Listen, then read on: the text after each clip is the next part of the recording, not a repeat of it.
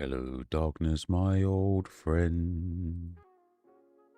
I've come to talk with you again. Blah, blah, blah, blah, blah, blah, blah, blah, blah, blah. Blah, blah, blah, blah, blah, blah, blah, blah, blah. Blah, blah, blah, blah. Blah, blah. What's up, Rogue? How you doing, brother? Damn, last out, first in, mate. That's dedication, that is. That is dedication. Blah, blah, blah. Blah, blah, blah. Blah, blah, blah. Blah, blah, blah. Blah, blah, blah, blah. Blah, blah, blah.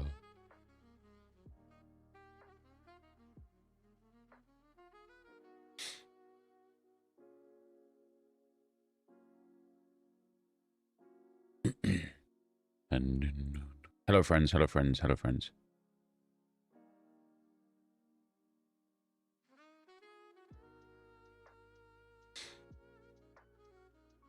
How are we doing today?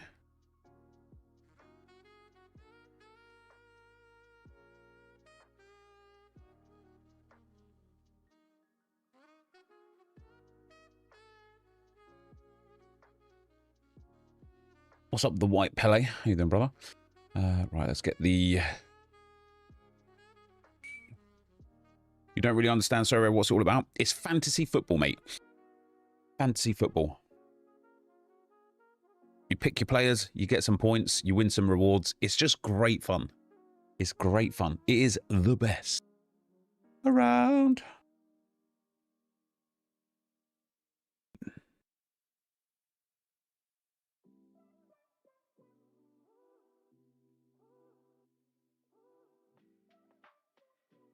La da da da da da da. Oh, I haven't done Sir MFL lineups today.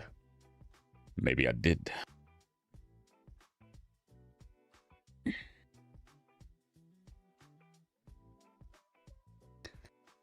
I just need to know how to change lineup. Once you've submitted a lineup, well, if it's before the lock, you just click on it and you can change it in there. You can change it in here. Like here. But if it's after the lock, then you cannot. Within the sound of silence, who said you do not know? Silence like... You know, I downloaded this already the other day. Have you got any videos recommended? Yeah, go to YouTube and then just go to NepentheZ SoRare on YouTube. And then happy days. I'm tired of FC being so competitive. Now I don't feel like playing nothing anymore. I fear for FC 26. I fear for it. I think the game... Listen, what we will say, what we can say, is EA said, you know, we're listening, and they are. But I think they are too far gone. You know, I used this analogy last year, and maybe the year before as well. But EA pushed the boat out so far with trying to gouge people of their money that eventually they won't be able to row it back in. And I think they've hit that point. And I think now they've realized, oh God, we've gone too far. Let's try and reel it back. And I don't think they can. Everything they do is the wrong thing. And how do you fix that? How do you change that? How do you remedy that? Everything they do is the wrong thing. And the truth of the matter is, at least at the level that I play, and probably lots of you guys that watch, the truth of the matter is, it's not even a case of it's sweaty or competitive. People hate playing this game so much. Their sole purpose is to make sure their opponent has a terrible time, not that they have a good time. That's why it's always toxic celebrations, the pauses, the messages afterwards. It is more important for somebody to feel like they one-upped their opponent than it is for them to feel like they had an enjoyable experience. And that is the biggest fucking problem. It is the biggest problem, is the fact that people don't enjoy this game whatsoever. This game just, like, not this game, SoRare is great fun, but FIFA is just not fun. It is not fun, and EA have just created a beast that they cannot tame anymore. No matter what they do, no matter how much they listen, quote unquote, no matter how much they focus on the things that people say that they want, I think they've just created a beast that they cannot tame. Some guy messaged me for about 20 minutes after beating me by 2 goals. It was unbelievable. It is mad. It is mad.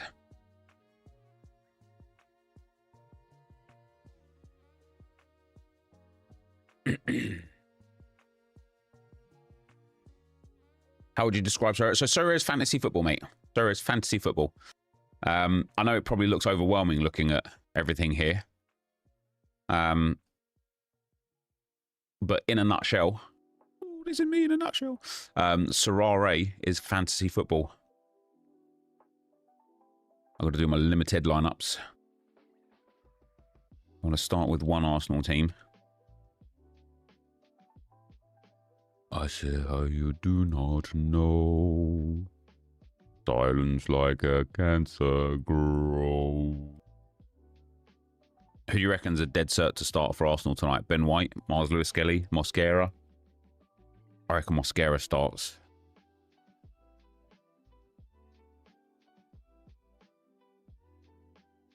I went from 3 average lineups to a good Prem lineup and got 450 points right away. Nice, so you hit that first streak. That's awesome. Oh, Mikel Merino. I want to put a team together for Arsenal. Yo, Saka. I want to put a team together for Arsenal of like the Hale Ends. Do you know how cool that will be? But this is why, this is like, I know like I might be like stunting myself somewhere else, right? But we're going to go for Javid Khaya. We're going to go for Miles Lewis Skelly, assuming I've got another one.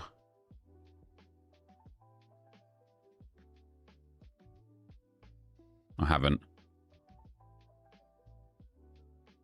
Have I got a Miles Lewis Skelly midfielder? No. But I kind of want to go for like Max Dowman. Do you know what I mean? It's a shame that Anus isn't on here. Ethan Waneri. Maybe I'll take that Miles Lewis Skelly out of the other one. So I can have Miles Lewis Skelly, Max Dowman, and Ethan Waneri in the same team. Because wouldn't it be awesome if we started all of them tonight? You see about Enquiries? Yeah, he won't be back till after the international break. Let's put... I've got to say Mosquera in here. Oh, and Bukayo Saka. Oh, yeah, 4 Hale End. Knock, knock, who's there? That's right, Arsenal.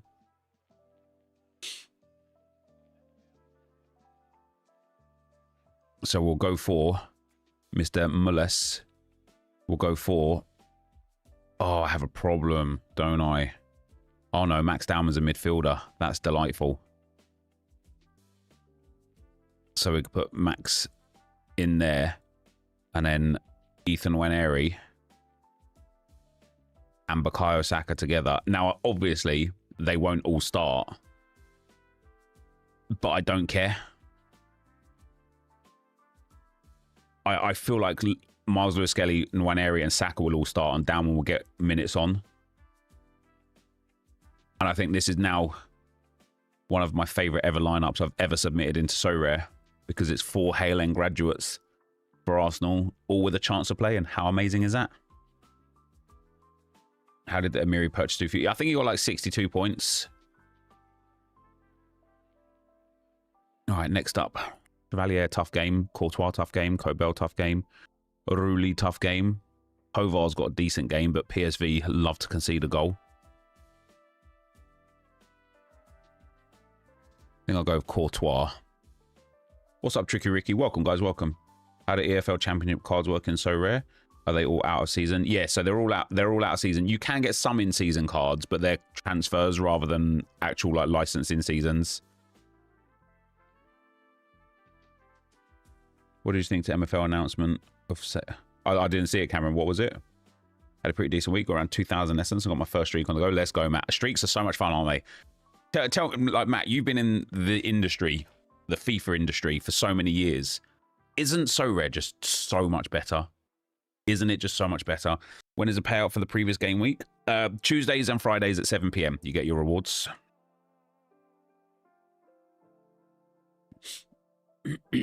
Gabriel 405.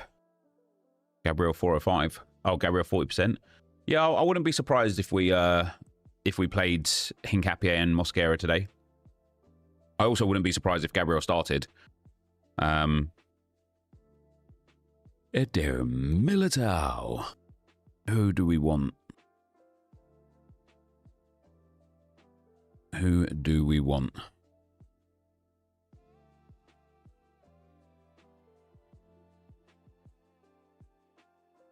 Could you not afford to just switch to SoRare content full time as it tempted you? Not about afford or not afford. It's more about like I do love FIFA to a degree. There are elements that I really like about that game. You know, I don't just because EA made a bad game again. I don't all of a sudden just feel like I hate the game. Do you know what I mean? I noticed on your RTG vid last night that you're getting limited essence for completing the collection milestones, but I'm getting XP as a reward. Yeah, so I asked my SoRare contact yesterday about that, and basically it's for new accounts because old accounts have already had onboarding benefits. So whenever you joined, there would have been something in that moment that would have given you access to the ability to get limited cards. I personally think they should open the essence back up to everybody, but I think they're going to be pretty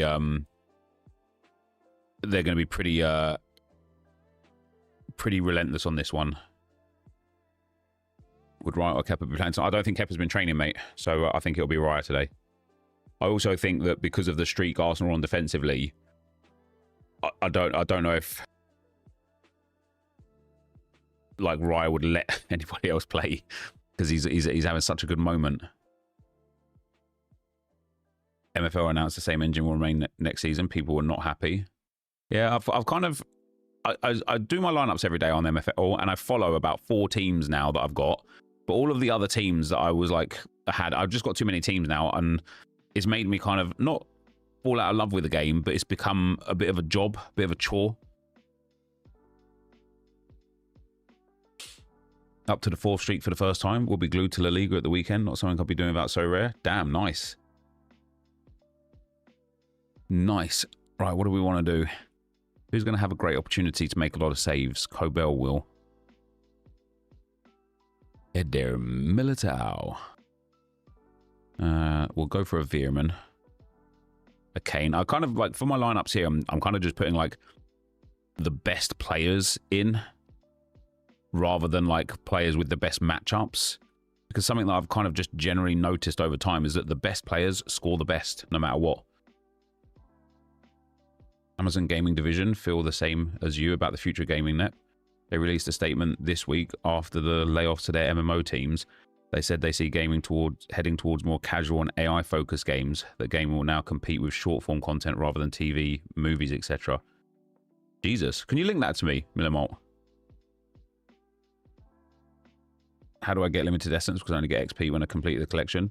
Just playing the actual game, not the free mode. If you can't get it, you won't be able to get it on the free mode if you can't get it already.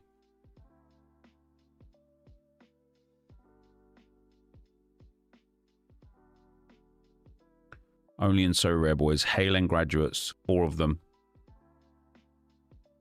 all together in the same lineups.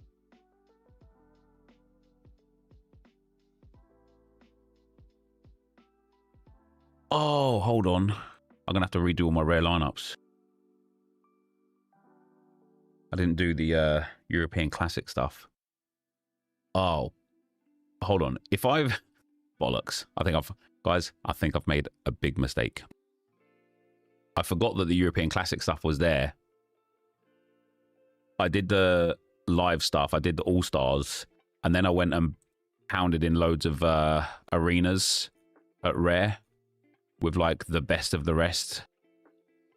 And so now I don't have access to these for the other thing. All-Star is better anyways, I think, if you Div 1. I think I'm Div 2 and then the rest Div 1s. Yeah, 3 Div 1s and 1 Div 2.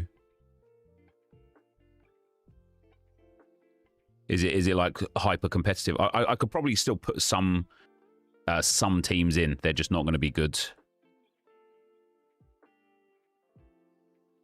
In fact, they're not going to be good. They're going to be very bad.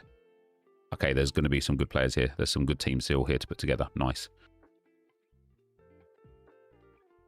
They only have one midfielder.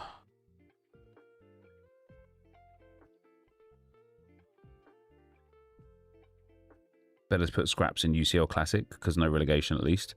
Yeah, that makes sense.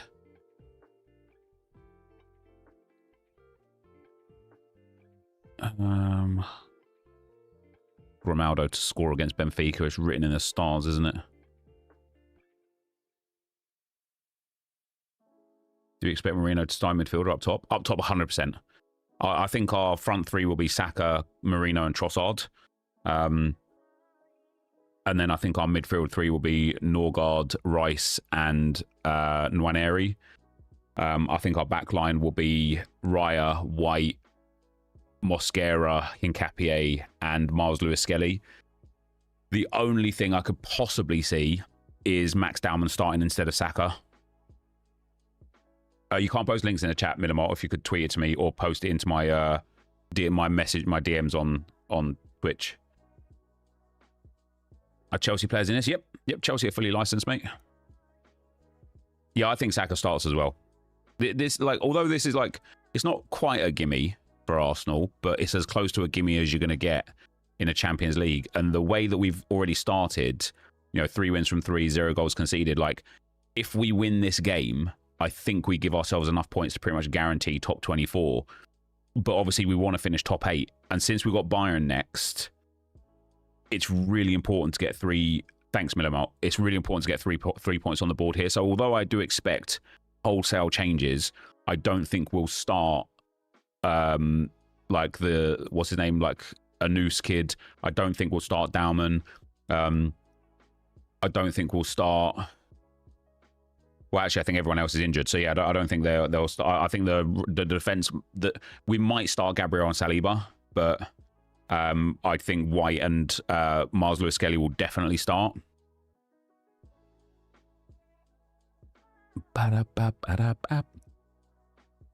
Yeah, so Eze, I could see Eze starting actually instead of either Rice or Norgard.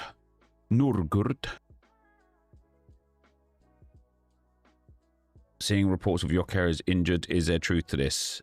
Yes. Well, I don't know how I would know any different to you, because I'm just seeing the same reports as you're seeing. But yeah, we are seeing reports. We are seeing reports that Jokeres is injured.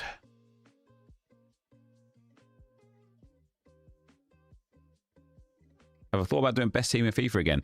The problem with that series is I can't possibly have access to all the players that everyone has now. And that is a pain in the butt.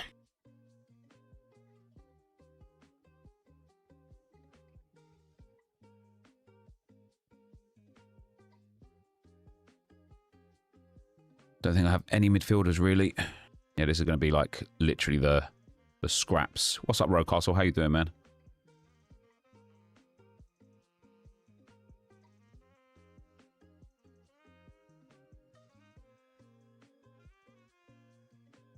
Julian Alvarez going to carry you this week on SoRare? Hell yeah, dude.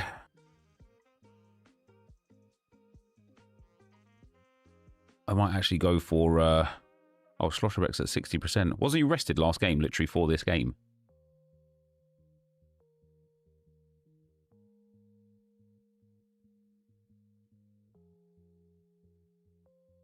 Here we go. Some of those teams are absolutely diabolical, but never mind.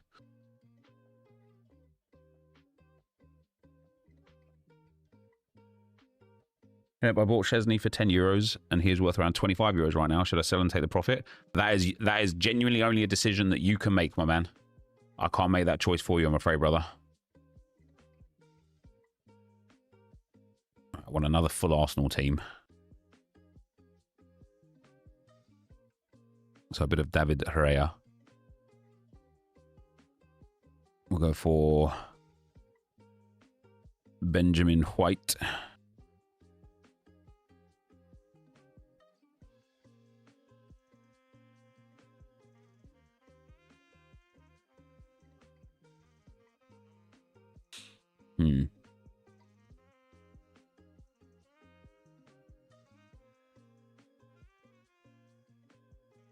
Don't have an in-season Ben White.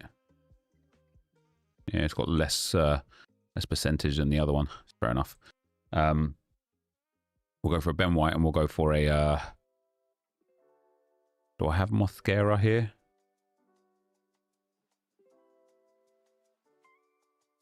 We'll go for an Hincapié. I don't know if Hincapié will start, but if I was to buy into SoRare in season, how much do the cards drop when the season carries on because they get closer to becoming a classic? Yeah, they drop like a significant amount. For star cards, maybe like 50%. For like the cards that are less than star, 60, 70, 80%. But of course, you can still use them in many aspects of the game. In classic competitions, in missions, you can vault them, which will help you get bonus scores elsewhere. You can use them in the arena. Like, there's still ample opportunity to use cards that have turned into classics.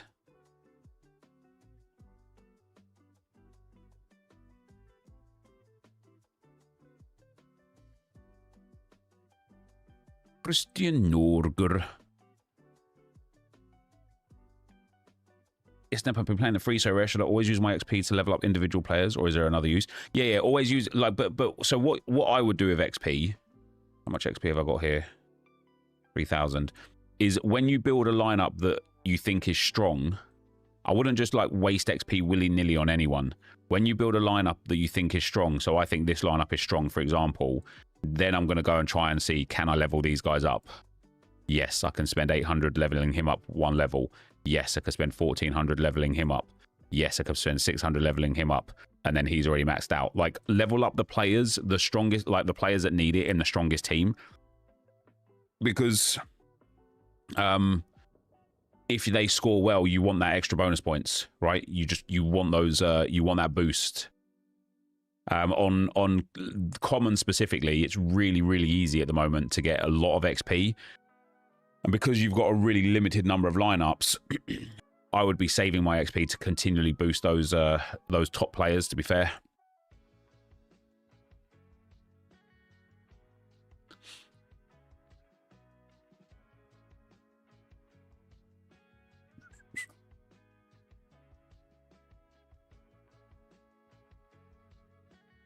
Is it better to buy in-season cards or classic cards? I mean, it depends if you want to play in-season tournaments or classic tournaments. Right now, though, and I really should, like, maybe I'll do it this weekend for, like, Contender and Challenger, because I've just got too many cards. Too good. Right now, the price of in-season cards are really good compared to the value that you get out of streaks. And I think if you're good at fantasy, I honestly think there is great value right now in streaks and in season. And I think did I not put Declan Rice in a different thingy? I think you can have great fun on the game right now in season. I didn't put Declan Rice in here, did I? There's no way he doesn't start with our injury problems right now. I want to put Rice in here over Norgod.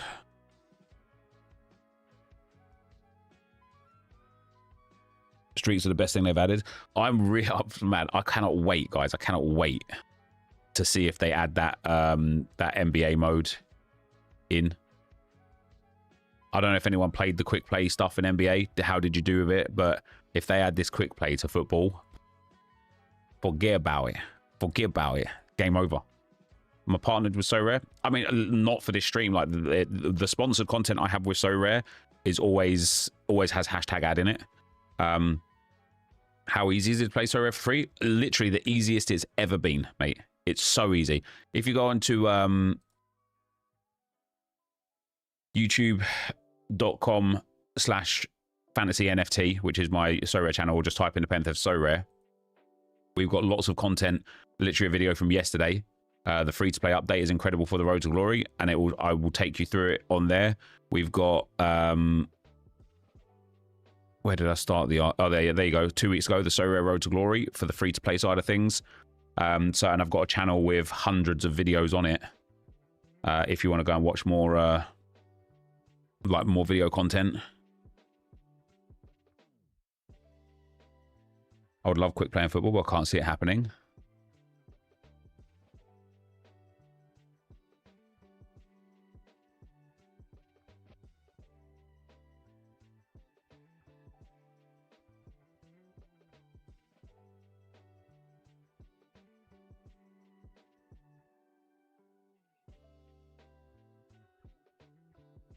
Try out the new quick play game mode for the start of the Emirates Cup and share your feedback. If you like it, we might bring it to football next.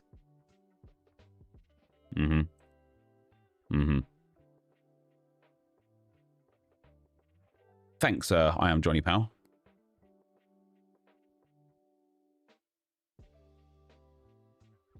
I'm going to win almost 14,000 common essence through Arena this week. Jesus, that's awesome.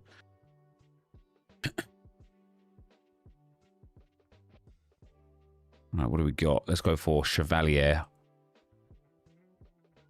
Go for Virgilius. Marquinhos.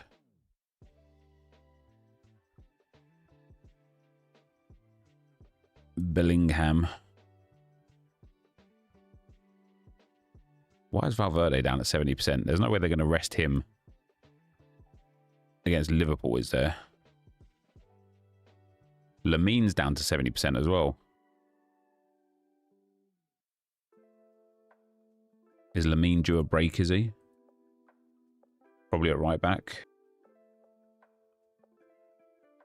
Have you ever chatted to the SoRare founder guy? No. Not as like a one-to-one conversation, no. I've only ever talked to him in through responsive tweets and stuff like that. You've used Lamine?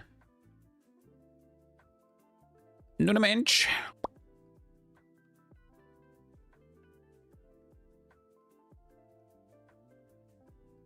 Just like...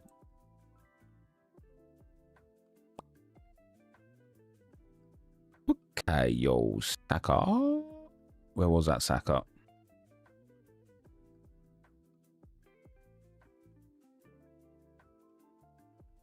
Do you think they'll add common crafting, or will it be a useless addition? So they're trying to find ways to fix the issue that they have with the common collections for players that have transferred out. I think crafting would be a great way to do that. Even if they charge like 5,000 essence for a craft, but you got to pick the player, I think that would be very reasonable.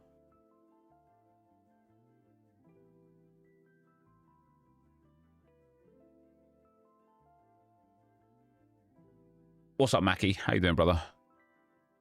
All right, what do we got? Mate, Van Crombrugge is on a heater at the moment, isn't he? Valles is now guaranteed to be starting goalkeeper for a while, isn't he? I saw the other goalkeeper got injured. Let's go for a bit of Edison. Bit of Mark Gahey.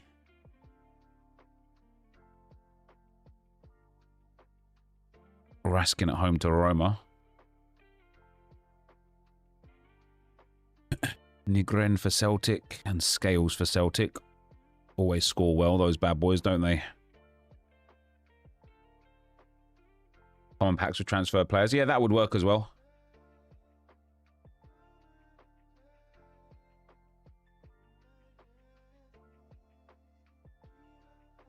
What do we got?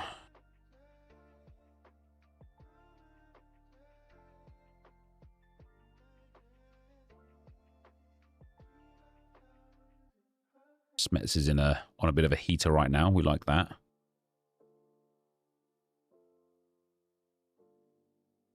Not a lot of guaranteed starters here, that's for sure. We'll take Engels for Celtic.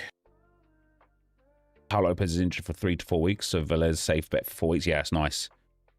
I spent £20 on in-season Carter Vickers. A day later, got a 5-month-long injury, so vaulted for 200. Yeah, that's tough. I should probably vault my Cameron Carter Vickers, actually. Let me do that now. I don't know if he's still 200.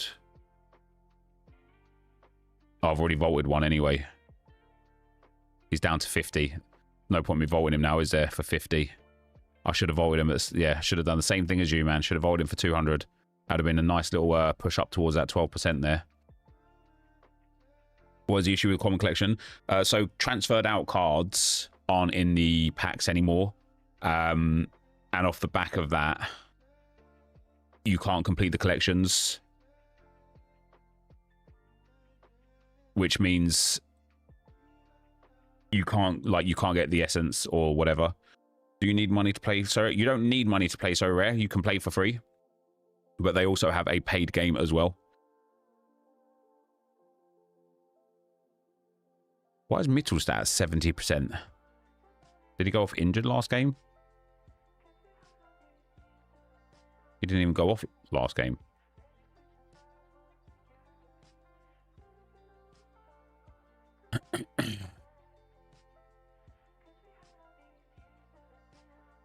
Mijnans, tough game against Palace, but scoring well at the moment. Let's go for Dorgelet just in case he does start against Persian. 70% seems to be quite popular with the predictions this week. Yeah, it's hard to predict, especially in the European Leagues one, because obviously a lot of these players might be rotated because nobody cares about the Conference League.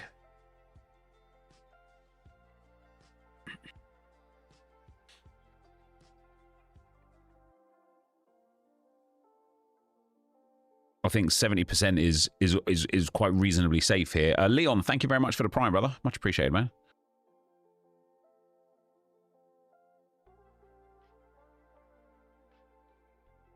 I've got 4 lineups and David Ryan everyone, so I hope we're a clean sheet today. As luck would have it, I bet you end up... I bet Kepper ends up starting.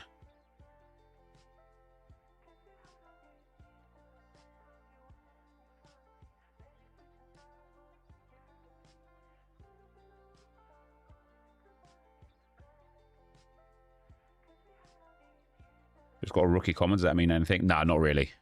Not really. It just doesn't mean anything.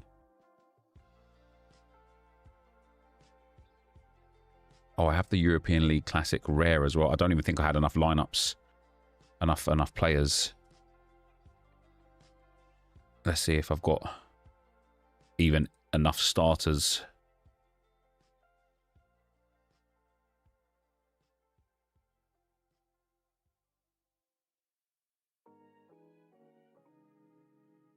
There we go. I'll be the team. Kepa wasn't in training. No, I know.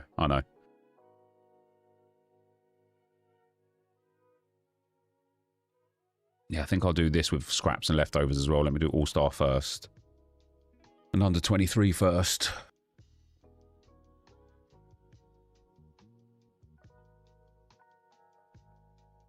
Kepa injured too. I don't know. You never know with like player not being in training. It could have been like load management. It could have been, I don't know, like a dentist appointment. Like you just never know, do you? Brownish. Mate, this under 23 team is cooking. Absolutely cooking. Look at that. Who's the third choice keeper for Arsenal? Setford, I think. He played, he was like 15-year-old, wasn't he, playing in the Cup last season?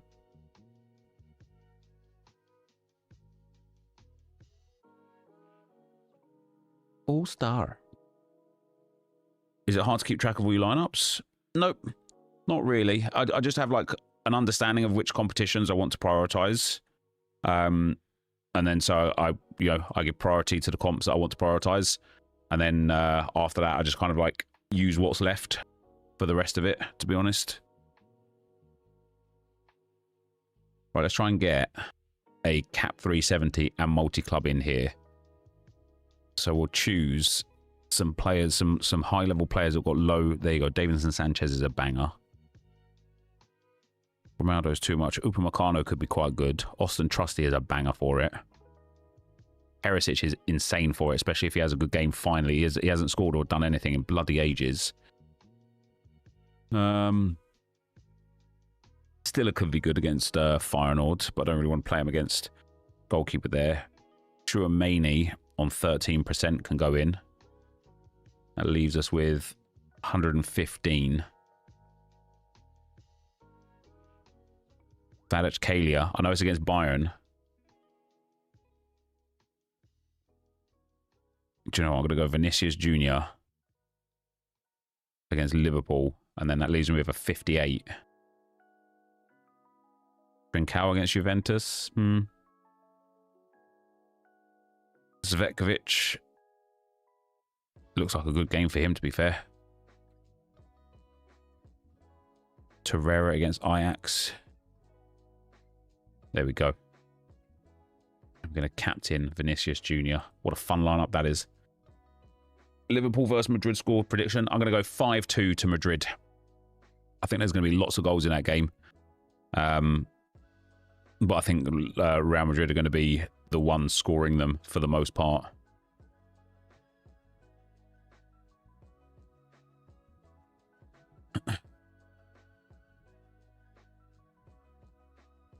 Fiorentina have just sacked their manager, haven't they?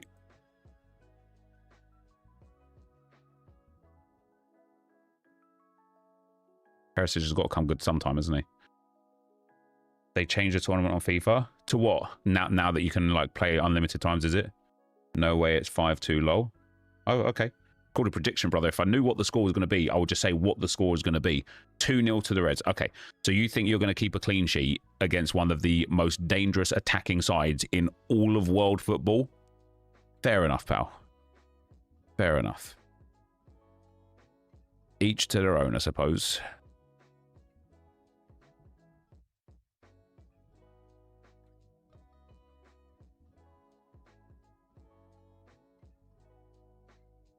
Nurgurt. I'm saying the exact same about Sudakov since Jose's taken over. He's been thinking. Yeah, I was actually looking to pick him up, to be fair. And then when push came to shove and I looked at his scores, I was like, damn, he's dropped off a little bit in the last little while, hasn't he?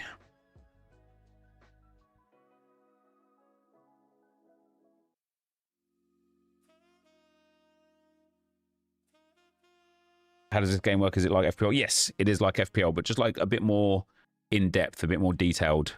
The scoring is not quite as basic. The competitions that you can enter are way more than just Premier League. You got like all of the top leagues apart from Serie A. A lot of like the mid and lower tier leagues. You've got Champions League, like European football. There's lots of competitions beyond just the Premier League, which is pretty fun.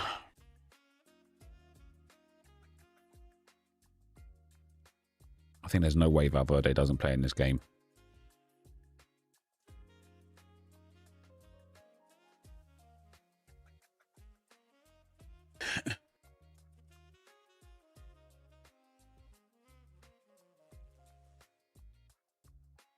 Yeah, right, that's All-Star done. Let's do some Arena. Let's do one European Leagues Classic.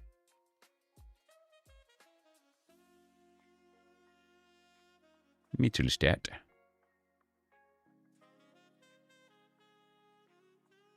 If this lineup gets even like XP as a reward, I'll be blown away. I'll be blown away. Nep, as an Arsenal fan, what's your biggest concern regarding Arsenal this season? What could go wrong? Injuries again, mate. Again. Look at our injury list right now. Martinelli, Madueke, Gyökeres, Havertz, Jesus, Erdegaard. Like Ben White still I don't even think is fully fit. Like if we get another attacking injury in this game this week tonight, like we're literally going to have to field a 15-year-old up front. And like don't get me wrong, Dalman's banging. But these injuries are just, it's crazy. It's just crazy.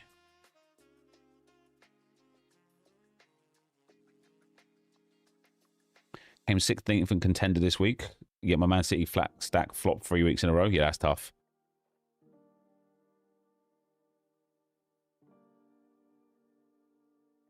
Would you be able to compete? Yeah, after the new year. Yeah. So one of the greatest things about SoRare right now, right? So if you're thinking about like, oh, do I really want to play? Like, is it going to be too late?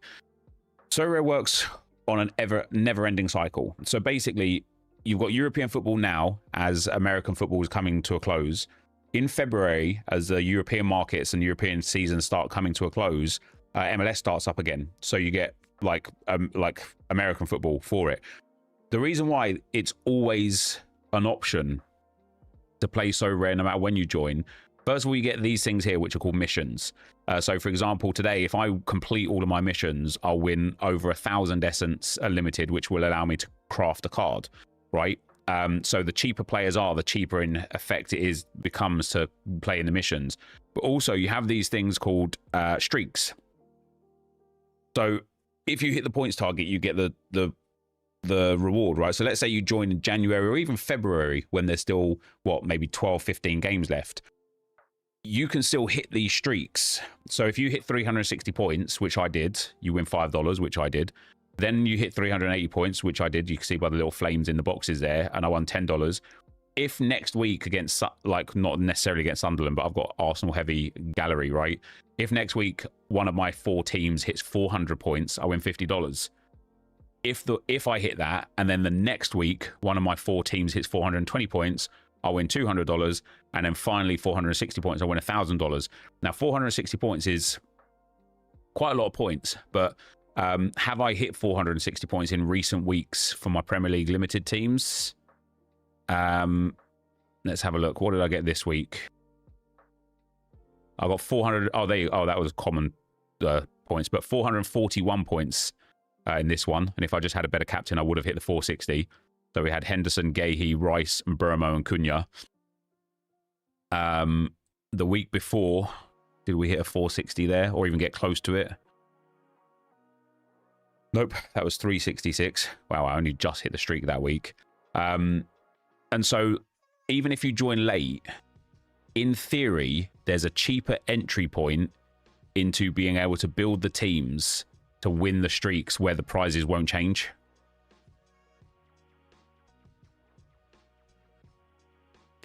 If that makes sense. There's no way Mittelstadt doesn't start, man.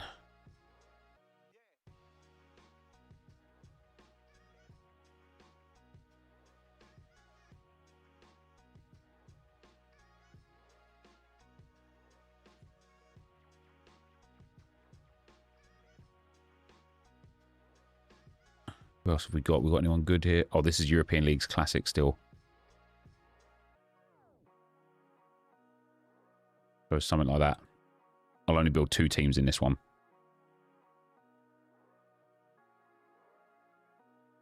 Right. Oh, I've already done All-Star, haven't I? So I can actually just go and build another team in here and then do Arena after that.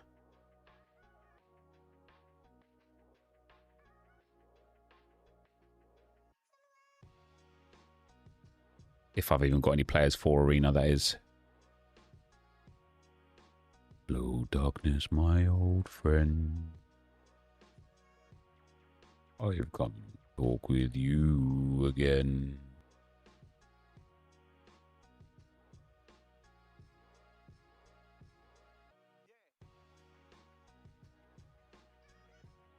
Thinking of putting money in for the last 15 games of the Prem and then buy in the MLS market. Yeah, smart. All right, let's do some Arena lineups.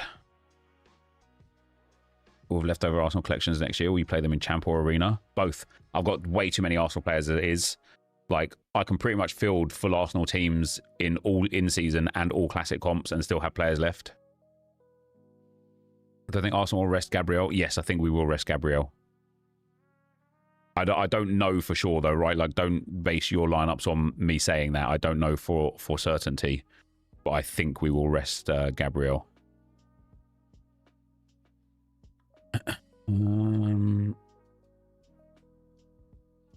bit of Trossard.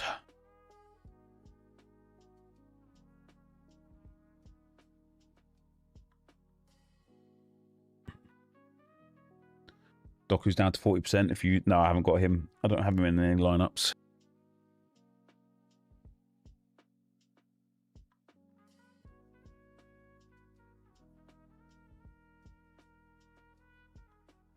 I've done the same with Liverpool. I'll use a smasher as my classic on 15% and then the rest into champs and arenas. Gvardio's down to 60%, is he? So I do have Gvardio in a lineup. I need some really low rated. Do I have a 39? Oh, nice. Arthur as well for Bayer Leverkusen. Oh, Ethan Nwaneri as well for Arsenal. Let's do Harry Amass. Why not? Bit of a fun one. I don't think I have too much essence left limited. Like maybe another 2 or 3 options. Yeah, 2 more.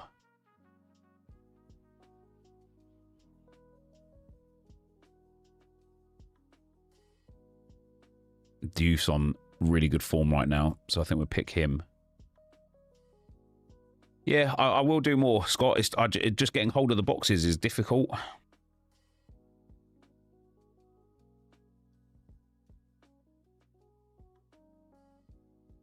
Go for a bit of Dest on 53.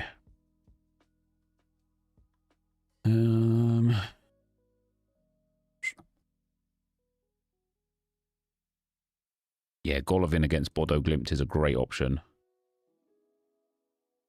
I do like Leroy Sané as well. I think he's going to do well. That leaves us with 60.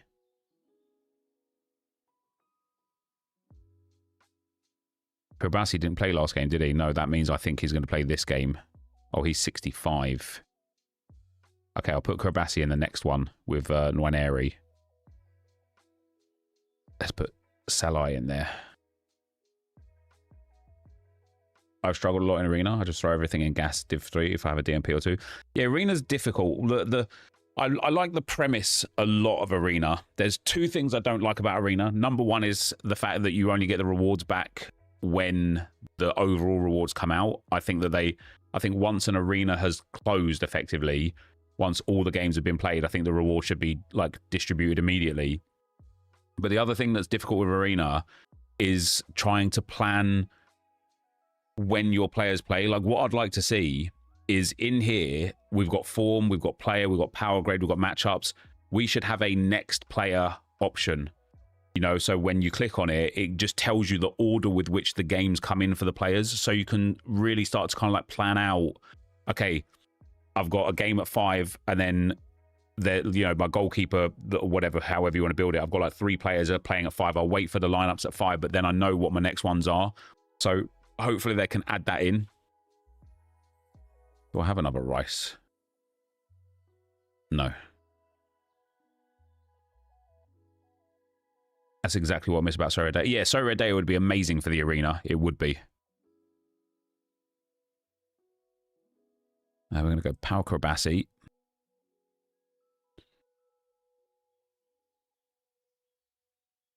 We're going to go Ethan Nwaneri, although I think I might want that Ethan Nwaneri. If I've got another Trossard, I'll pop another Trossard in if I have. I have. Oh, I've got 2 other Trossards. Nice. I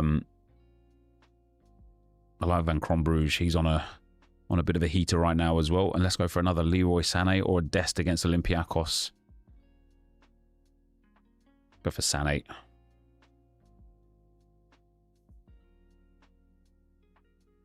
What's up, Sharma? How you doing? And so that is pretty much all the lineups I can submit.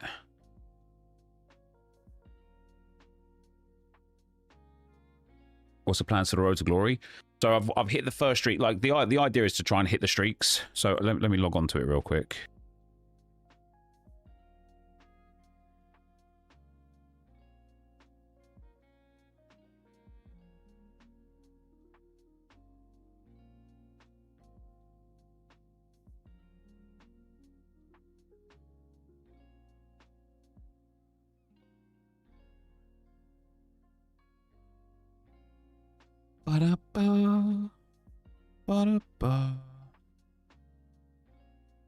So I've hit the first streak twice now. I have £77.49 in cash.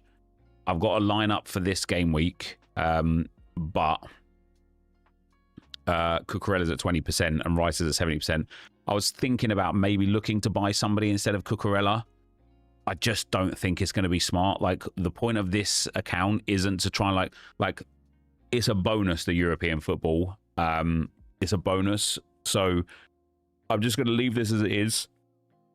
If Cucurella gets submitted, it's great. If he doesn't, then so be it. But for next week in the Premier League, the idea obviously is to try and hit the next streak. City have got Liverpool, unfortunately. So if I can hit 380 points, I'll win that $10. At that point, I'll have £15. Basically, the idea is just to try and hit as many streaks as I can. So I would love to be able to hit this 400-point streak and maybe even a 420 before the season's up. I am going to have to strengthen the teams eventually, but only when like one of these players gets fully injured or fully like rotated out or whatever. So yeah, the idea is to just keep rinsing this. Like the fact that we've hit that first streak twice is nice. Would love to hit the second and third, because then that'll give me like what altogether about like 70 quid or so to either strengthen the team if I want to, or just to look at that and think, yeah, do you know what? Like, let's just keep going until I get my money back.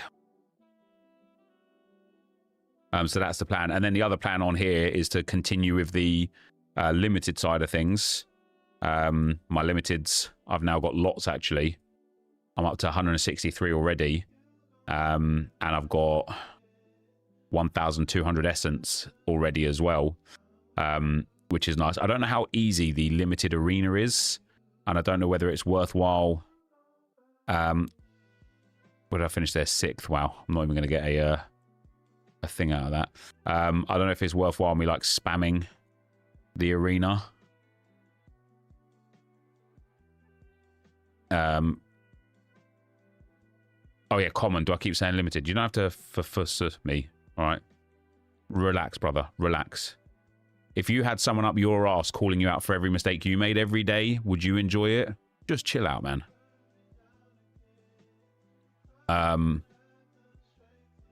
Let's have a look what we've got. So we've got Nick Pope, David Raya. I don't really have many players that are like expected to start. Not like a high level anyway.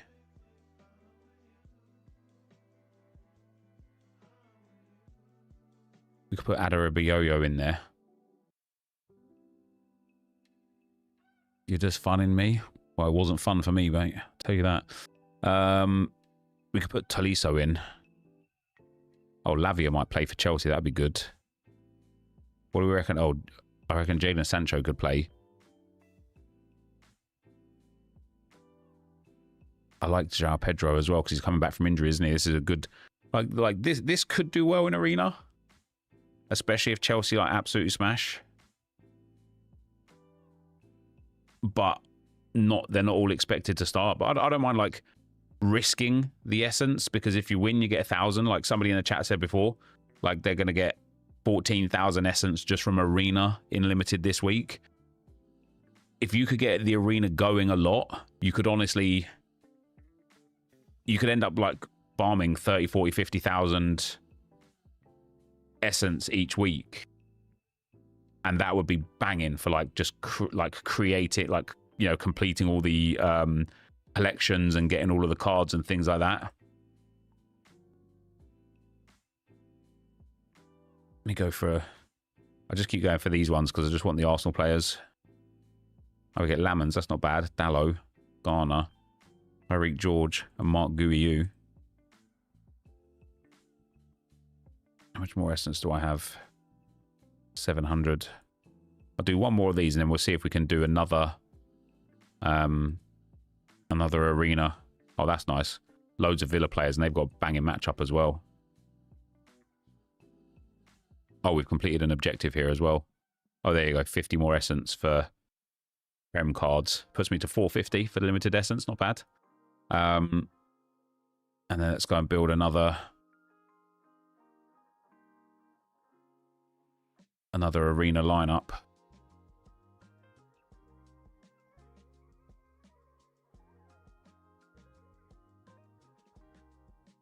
Who's the best goalkeeper here?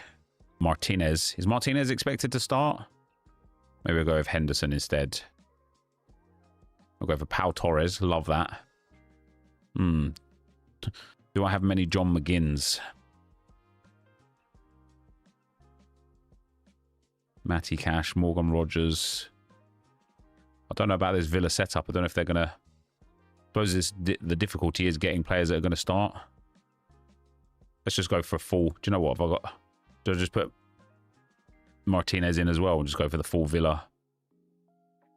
There's no way that they're gonna play that lineup, is there?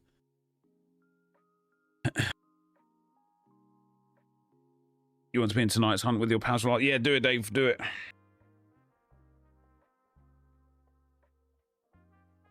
Might just be a waste of essence there, guys, but never mind. Even if it is, never mind.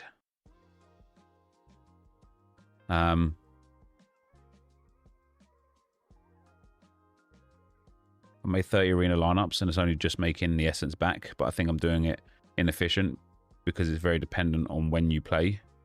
Well, if you do arena lineups before the game week locks, you can't change them, and neither. Well, maybe actually on limited you can, can't you?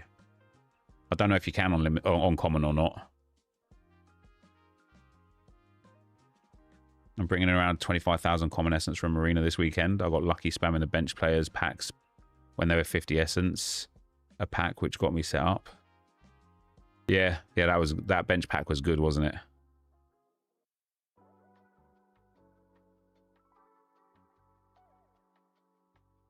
Yeah, that's pretty much me done for the SoRare stuff. Like, so we've got the Euro Classic. I don't have much options here to choose from. So if players are like lower than 70%, like, you know, if players aren't expected to play or start, I don't really have much going on. We've got the European in season. This obviously won't. This lineup just will be dead. I've got to just hope that I've got the right five here: Raya, Miles Lewis-Skelly, Marino, Saka, and Rice. Then we've got Raya, Sanchez, Marino, Kane, and Rashford. Donnarumma, Militao, Rice, Saka, and Perisic. Raya, Mauro Jr., Kimmich, Trossard, and Vitinha. And then Raya, Lewis-Skelly, Rice, Nwaneri, and Norgard. Just for an Arsenal setup there. Yeah, like, I can't really do much other than what I've done. It's going to be a crapshoot as to whether or not we get the players starting or not. And we just got to hope that we're right.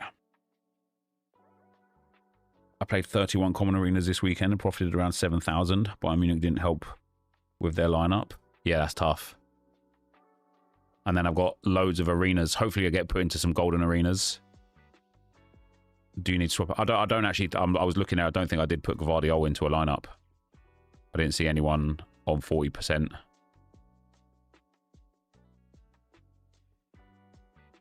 So I must not have put him into something.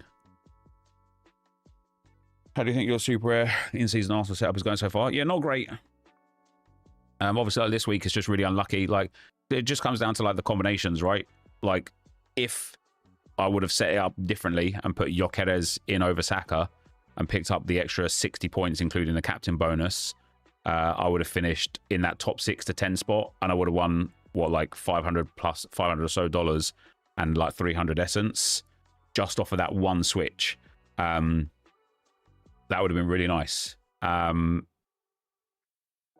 If, on the other hand, I had started Saliba instead of Dunk. Did Saliba start this game? What did he get? Yeah, he got 82 because he got last man tackle. Obviously, I didn't play any Saliba cards. If I'd have put Saliba in here instead of Dunk as the unique, if I just trusted my instinct, I would have got an extra 250 essence. Like, it's just those combinations that are... I just haven't got them right any week yet. And then if we look at last week as well...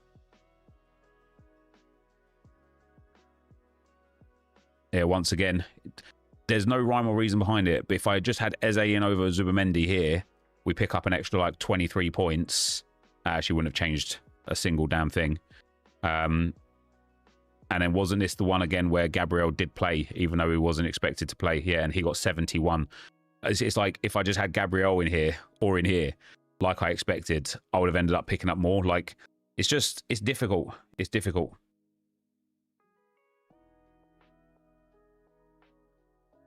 Just bought a Hill Unique to play the same sort of thing for MLS. Was going to pair him with Song Classic to basically have 2 smashers. Try and get free 200 points each week.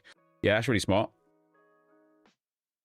Yeah, it's really smart. If you obviously then you just have to buy the 3 in seasons, and you can, like, it's affordable enough. Like, even like right now, I think Trossard is a really good option for an in-season super rare purchase because Martinelli's out and we've got so many injuries. But he's up at £350. But it's a sort of thing where, like, you was able to get him at like 120 quid. I should have just had a Trossard already, I suppose. It's the sort of thing anyway. Like, you know, I was looking at, who was it? Oh, Theo. I ended up using Dunk instead, who got 62 points. I was going to buy Super Rare Theo. He ended up getting 81 points. I ended up not buying him, but his price point wasn't much. What was it, like 40 quid or something? No, 160 quid it was, wasn't it? And I guess the person that had him listed has now delisted him. But yeah, he was up for like 140 quid, and it's like, that's not bad. That's not a bad price. Like, the super rares are decent prices. I think what I would love to do SoRare way more full time, because I honestly think, like, you know, when we look at the games today, for example, what have we got? First game is like Napoli against Frankfurt, for example. Wait till the lineups come out. Go and buy an arena. Do an arena uncapped. Do an arena capped. And like play like that. But also, like, the NBA thing. Before I go into Super Rare more, because I'd love to do more Super Rare. But before I go into Super Rare more, there's 3 things that I would like. The first thing is this NBA stuff. This quick play. If they bring this to football, I just think it would be absolutely amazing for content. If they bring, the other thing I want to do is like focus on streaks, because I've done terrible with streaks recently, and with a gallery my size, I should be hitting streak 4 and 5 consistently in every competition, and I'm just rushing lineups because I'm putting too much time into FIFA. £27 there for a super rare is mad. When was it ever that low? So it's because of what was that for? Trossard, was it? It's because, Ollie, it's a classic super rare, so it doesn't really have like much value. Oh, Trossard's like £50, yeah, for his classic. It's really hard to like draw value out of mid-tier classic super rares. Oh, Theo.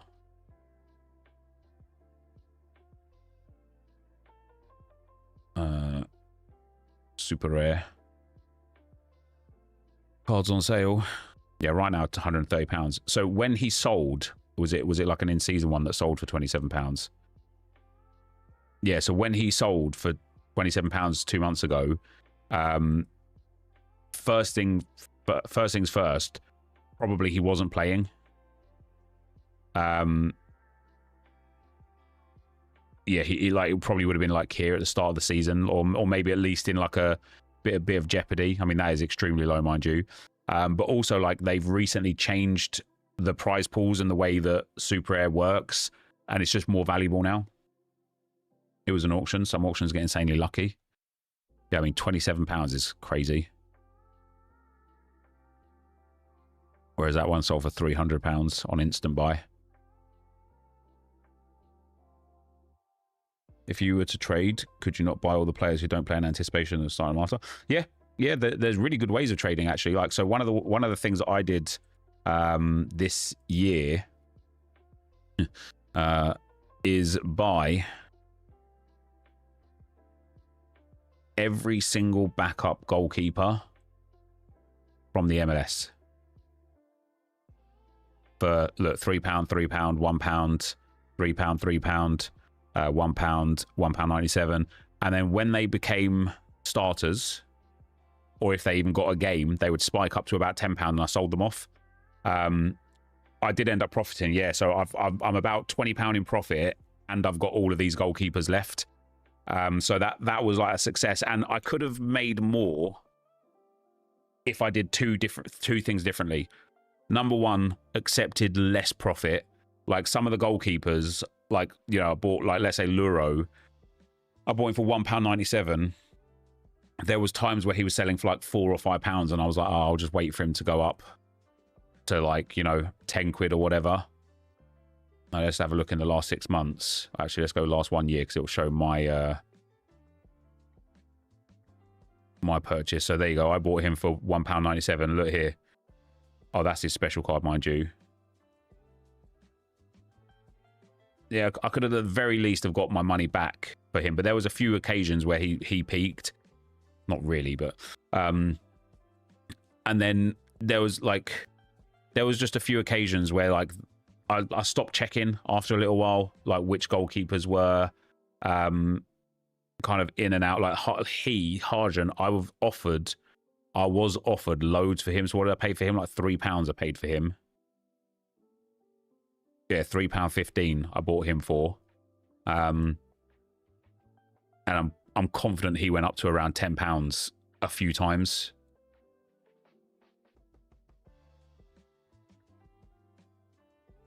If he wants to load. That was his special card. I'll just trade and direct offer. Yeah, there you go. Look at that. Here, he peaked up. Looks like maybe his thing changed for vaulting. But I could have sold him, like I bought a couple here, £3 each. I could have easily sold him for profit, and I just didn't. I just got, like, lazy, really. So I made about £20 profit, and I've still got loads of the goalkeepers left. The one that kind of turned out to be a bit of a curse for me, the one that I, like, really, really went for, was Hassal. So I bought loads of him at limited and at rare. So I bought 5 rares and like 15 limiteds, because I just thought, like, Lloris is old. He's going to make mistakes. He's going to get rotated. Hassal got subbed on 1 game here and played 2 games in the League's Cup there. But then all of the other games that Lloris didn't play, the 3rd choice goalkeeper played, which was really, really frustrating. This guy here, this David Ochoa guy, played, and now he's completely out of the team, like, completely. So I suppose that was only 2 games. So Lloris has only missed 5 games this season, which is pretty good. But yeah, I went all in on Hassal, and it let me down massively. But I also think, so in terms of trading like that, there's definitely, like, a possibility to trade. But one of the other things that you could do in terms of trading, and again, like, goalkeepers are the best for this because they change the most, but players have a vault price, right? So you can vault this guy for 5 points, right? If he got 2 or 3 games in a row, his vault price would go up to 50 points, and then maybe even up to 200 points. And at that point, his card becomes worth about £6 or £7 as a floor, because that's what people are willing to pay to put them into the vault. So you could even buy, like, injured players, like Rodri right now. I bet his vault price is probably about 20, I'd say, maybe.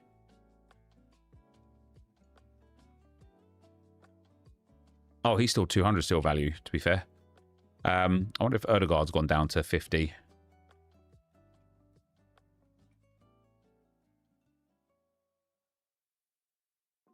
Erdegaard's still 200 as well, Jesus. Who else has got a long-term injury? That's about Havertz.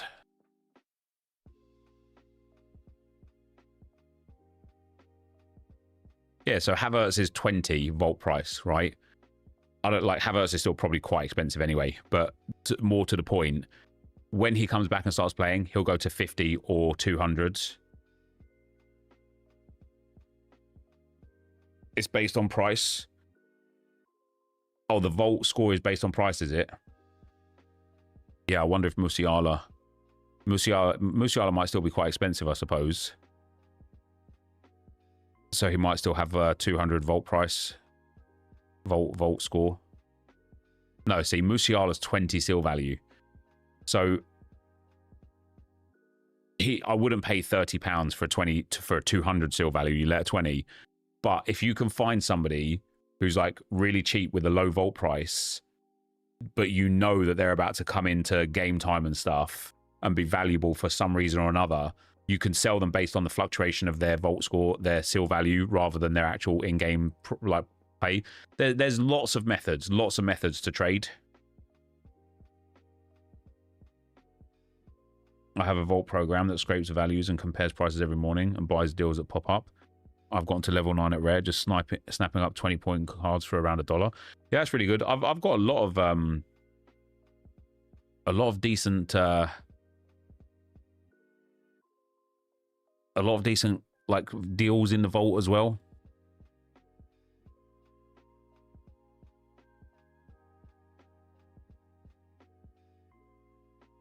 I don't know how to. It says new, but I don't think this is new. I literally had some players the other day that I was popping into rare for like 200. Oh, I vaulted my De Bruyne's because he's out for a few months now. Like these Gravenberches I bought for £23. I wonder if he's worth more now. Yeah, see, he's worth like £40–50. Like, it looks like a good deal now to buy him and vault him for 200. But I could sell him, make 60 quid, 70 quid in total profit. Is that more than what the vault score would offer me? I don't know. Yeah, it's a slow grind, but it's one of those things like what I look forward to. Again, this is what I look forward to about SoRare, like really long term, so long as they don't move the goalposts again. Eventually, I'll get my vaults to level 20. And at that point, I can then start kind of like putting in all of those crappers for a point each and then unvaulting somebody else to sell them. And you can kind of like start like trading within your own vault over time to get out, like to extract even more value as you start putting in like, because once your vault's full, in theory, you should just sell every card that you get from that point. I do hope that they extend the vault more and do it more like the MLB stuff was. Like, I would love it if like, you know, when I look at my Arsenal players, if we go to,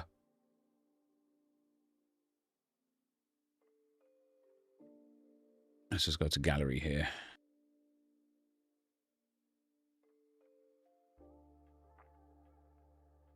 Like, let's take these Gabriel Magalhães cards.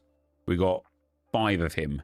Wouldn't it be nice if I could get more value on the out of this in season 1 because I vaulted all of these classics?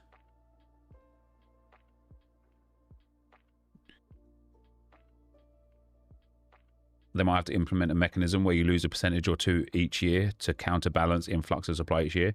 Yeah, obviously the vault in the first place is like a, it's like a soft burn mechanism anyway, isn't it? And so yeah, I wouldn't be surprised. Or they can introduce like a secondary thing alongside the vault that allows you to like, yeah, like boost individual cards by vaulting better versions of them. Because imagine like if you look at like, if I look at my best team, for example, let's look at the competitions for this this upcoming game week.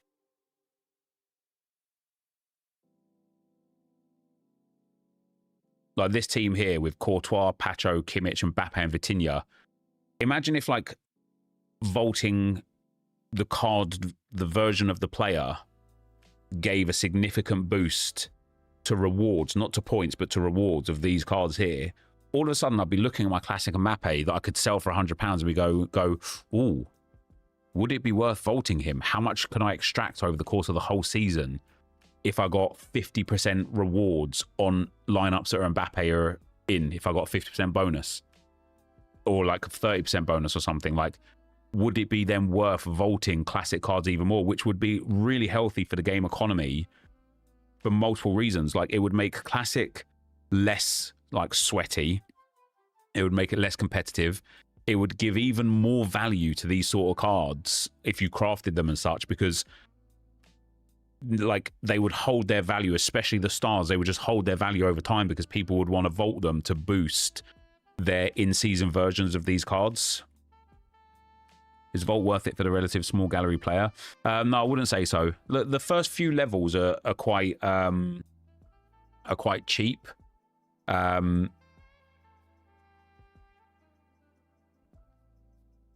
The first few levels, like level 1 is 20 points. I think level 1 and 2 is probably worth it for a small small gallery, because you get 50 points like easily. Really, you might even have a card in your club that you don't use that you could vault for 50 points and give yourself 2% on rewards. Once you get to like level 3 and above and it starts costing you 200, 400, 500 points per level, it's probably not worth it at that point.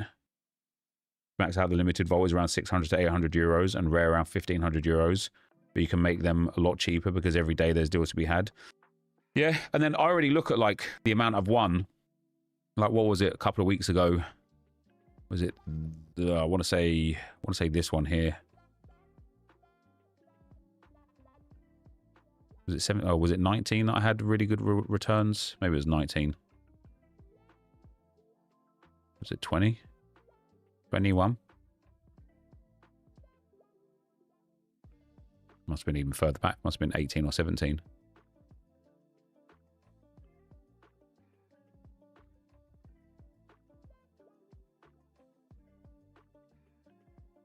It's the odds that we're on, isn't it, for the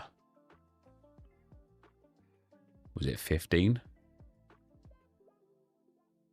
13? Jesus Christ. I didn't think it was this far back.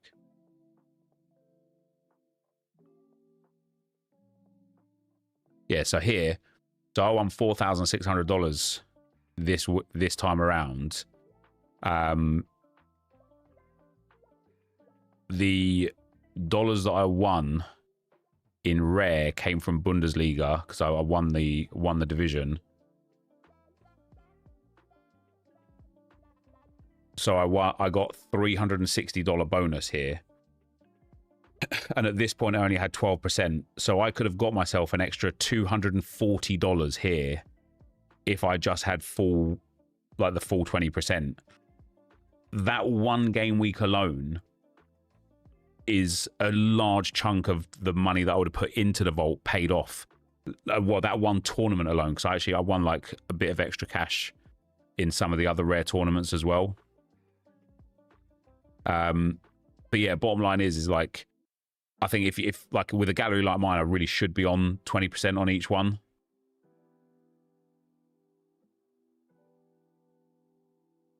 I think they'll actually do a comp for certain vault values that they tease when announcing it. I don't recall that, AJ. I spent around 270 euros to complete the limited vault. I even went over the number, and now I'm just unsealing cards for profit to sell. Yep, now just got to be good enough to get first place and pay everything. Yeah, that's the difficult part of that is, isn't it? Actually winning the tournament.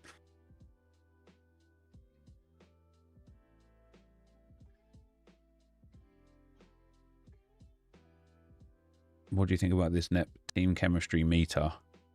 Players who play regularly to play together in real life or in your lineup earn minor synergy bonuses. For SoRare? But I don't think SoRare would give a bonus for people stacking. It was in their main announcement, something like potentially more things such as special comps. Oh, that'd be interesting. Due wins European Golden Boy. I've got a CR7 Super Rare in my vault, giving me 4%. Then I unvault him every international break, and he's already made his money back from market credits from the missions alone. Yeah, that's pretty good, isn't it? Can you explain what vaulting does for a noob? It like amplifies your rewards. So I currently have 12% vault. So I have 13% on rare. So these rewards that I win, I get 13% boost on. We'll implement new ways to reward ceiling beyond leaderboard boosts. Soon reaching a certain vault level will grant you access to an exclusive competition. Stay tuned. Oh, okay. All rewards for your entire club. So you get a limited vault, a rare vault, a super rare vault, and a unique vault. So each vault is like pertaining to each scarcity. And then you only get boosts on permanent competitions. So you don't get boosts on arena, and you don't get boosts on streaks, but you get boosts from All-Star, from like in-season comps. Vaulting cost you essence or XP.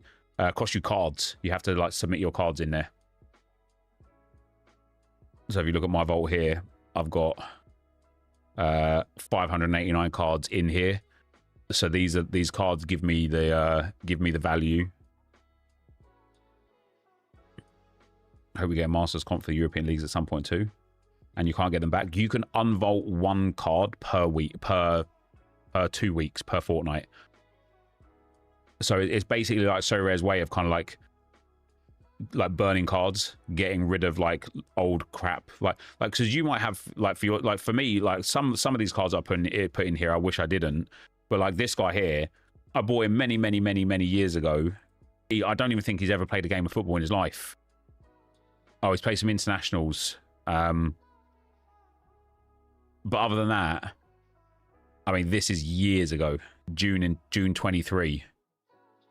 Like, he offers nothing whatsoever. Now I only vaulted him for 2 points. He's only worth 2 points to me for the vault, but it's 2 points. Otherwise, the card just sits in my gallery doing absolutely nothing, like a discard pile, but web app recovery every 14 days for 1 card. But discarding gives you percent, not coins. Yeah, literally exactly that. Yeah. The rate to unvault cards should also scale with your vault level, to be fair. 1 card is not enough for a big vault. I disagree. Like, people have been asking for a burn mechanism for so long. This is it.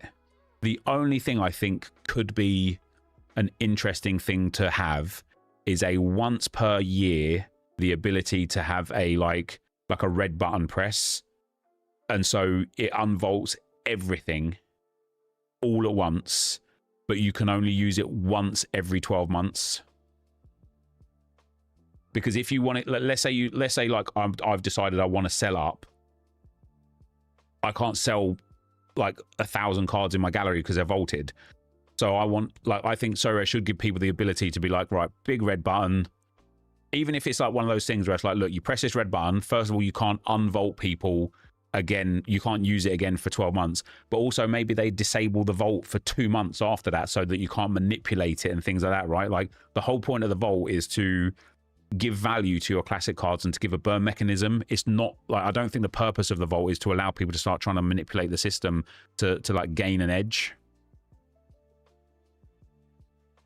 Yeah, SoRare. So teammates who regularly link up in real matches, your lineup gets a small synergy boost, say 1% to their final score each.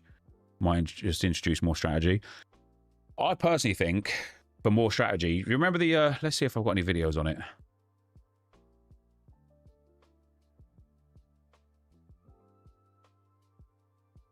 I have to go back about a year now.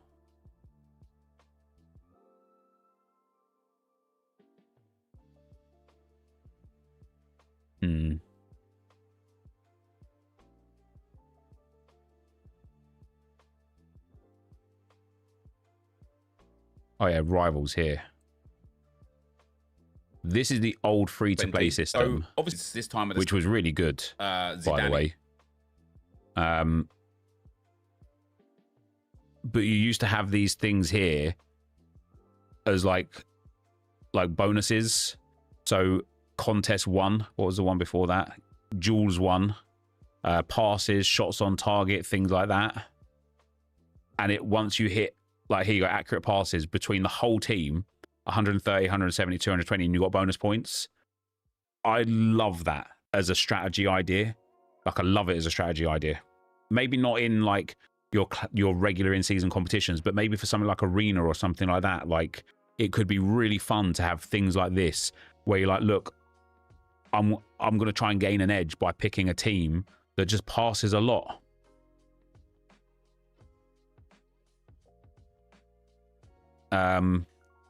Yeah, the missions this week are pretty cool.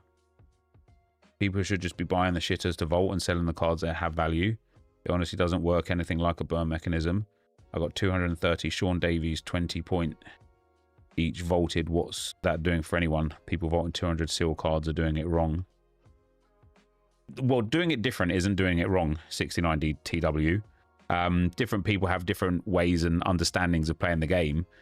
For me, for example, I have no second thoughts about buying 200 or vaulting 200 point players that I don't want to sell, but I also want to get value from.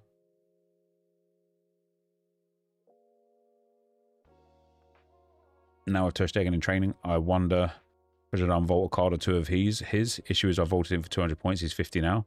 Yeah, that's the choice, isn't it? I probably wouldn't unvault him. I've got some Ter Stegens vaulted as well, because I just think what's his name, Joan Garcia. I think he's going to be the number one. I think he's number one. I think Ter Stegen is going to be sold in the summer, or maybe even in January, or at the very least just be on the bench now.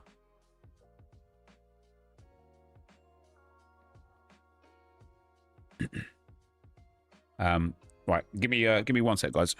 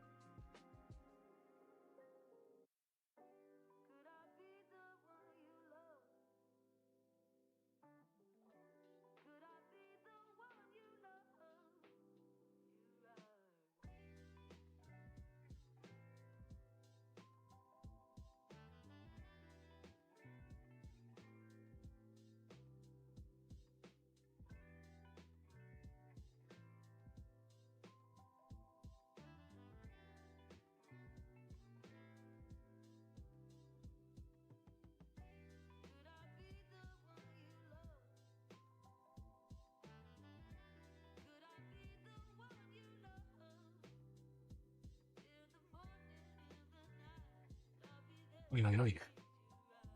Cold. Let's go and change the water, guys. Sorry. You've received an offer from GG Vids. Rejection. Right.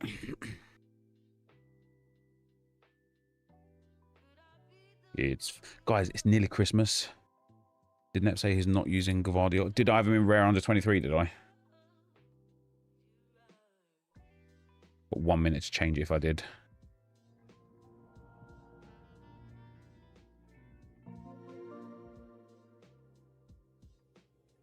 Yeah, but he's at 90%. So I don't know where you're getting 40% from.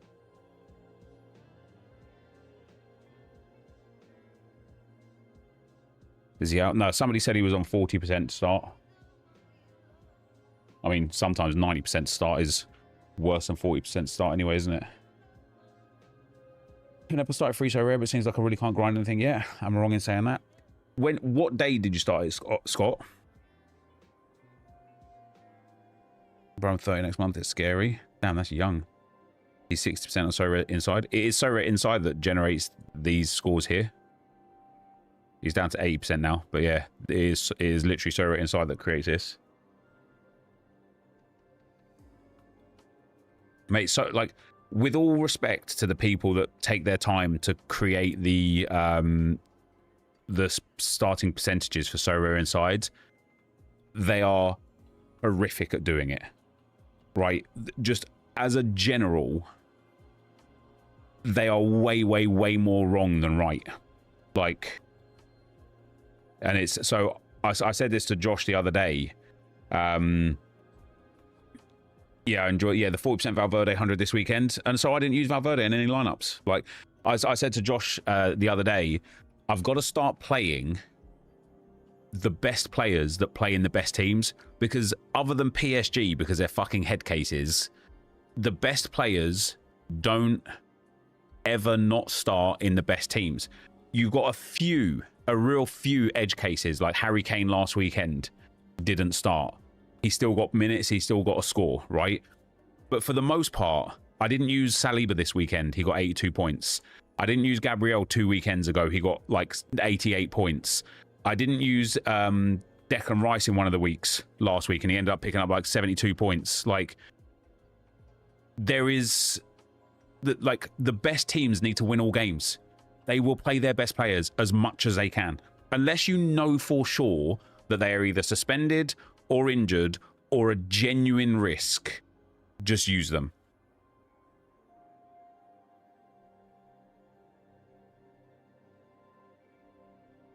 Gavardio was a 60% centre-back, left-back, and 20% centre-back. Oh, there you go. I agree with you 100%. The issue is the colour of those percentages still affects my decisions. Same. Absolutely same. Gabriel the other week was worth leaving out, considering Arteta said Friday before he hadn't trained. Yeah, and then that is an example of where you're like, okay, maybe use your instincts, right? That's what I'm doing with Gabriel. He ain't been rested in a SoRare game for us since October 2023. Yeah, the only thing I would say that's wary about that, sorry, Josh, there's 2 things specifically.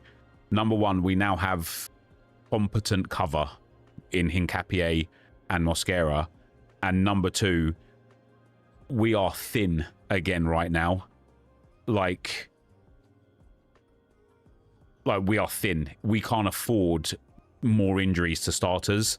And away to Prague is exactly the sort of game where I could see us picking up an injury or 2.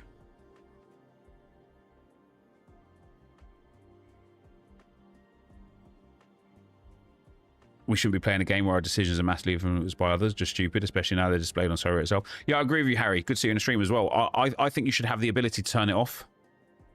Wouldn't that be nice if you could just turn off the starting percentages?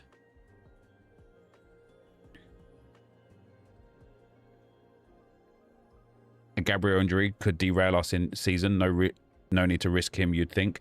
See, like, yeah, I agree with you, Sir Dimebar, and I think Gabriel won't play this evening. But also, it's not a risk to play football players. It is their job. And this is where my headspace goes back to. The best teams will play their best players every game because they are football players. Do you think if Arteta says, hey, Gabriel, like, do you want a rest tonight? He's going to be like, hell fucking no. I want to go and play football. This is what I do. This is how I get This is how I make my living. I love football. I want to play football. Gabriel's never going to say, I don't want to play this game. So then it comes down to Arteta's decision. Does he think that Gabriel needs a rest? Does he think Arsenal can win if he has a rest? And is his replacement good enough? The one thing I will say again for why I think Gabriel might get rested tonight is because I think Nketiah needs minutes. And this is a brilliant game for him to get minutes.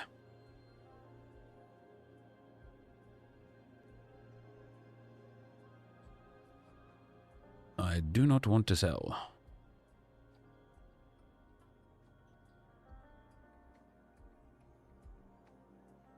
Watching footy since the early 2000s, I don't think players ever rested.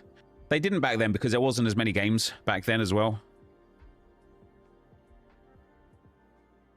You started yesterday. So Scott, if you started yesterday, so first thing you can do is you can do this stuff here, your daily boost, right? So open your daily pack you've already done. That will give you a wheel spin. You might not be able to play the decisive picker, the scrap challenge, or buy a pack, or level up a card. But if you can do some of these daily boosts, get what you can get done.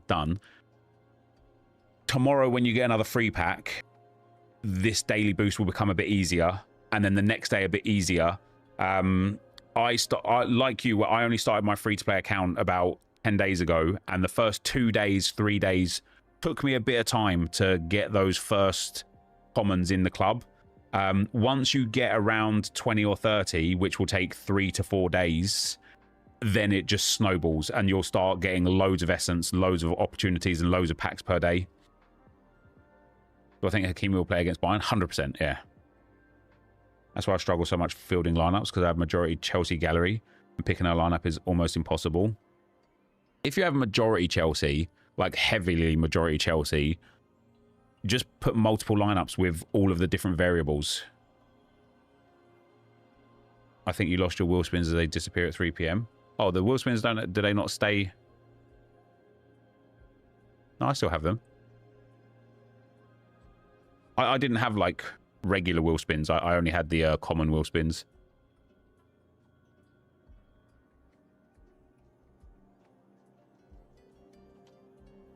This new daily boost is fantastic. Hopefully I can start winning more market credits now.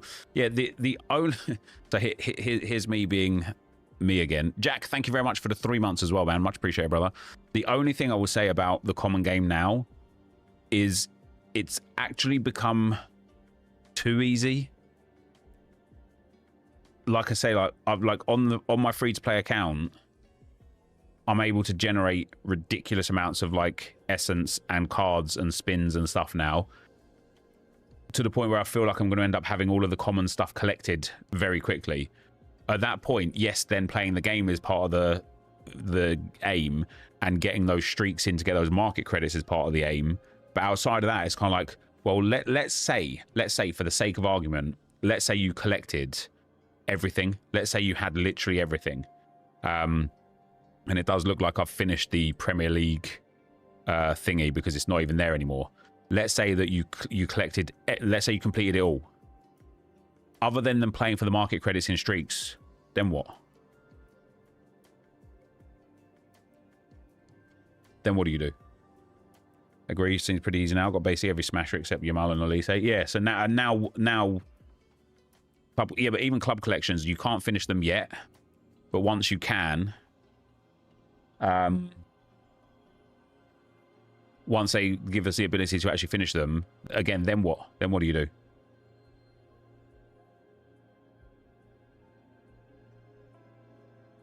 You can get every player within an hour. They seem to be struggling to find the balance again in common. Wouldn't be surprised if it's reset again come the MLS time, maybe. You can get every player within an hour. Wait, how's that, Sir Dunbar?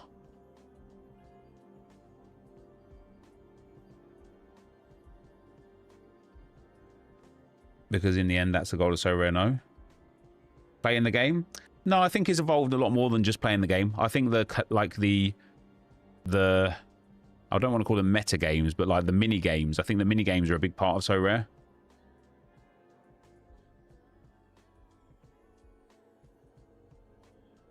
To get free to play converted to pay to play.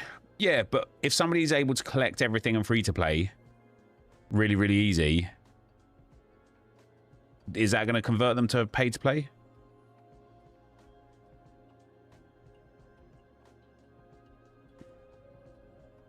Maybe that's the whole point. Gives people a choice of all the cards like FPL, then hope they're... Yeah, maybe actually, yeah. Only new users get that benefit? No, incorrect. Old users had that benefit already.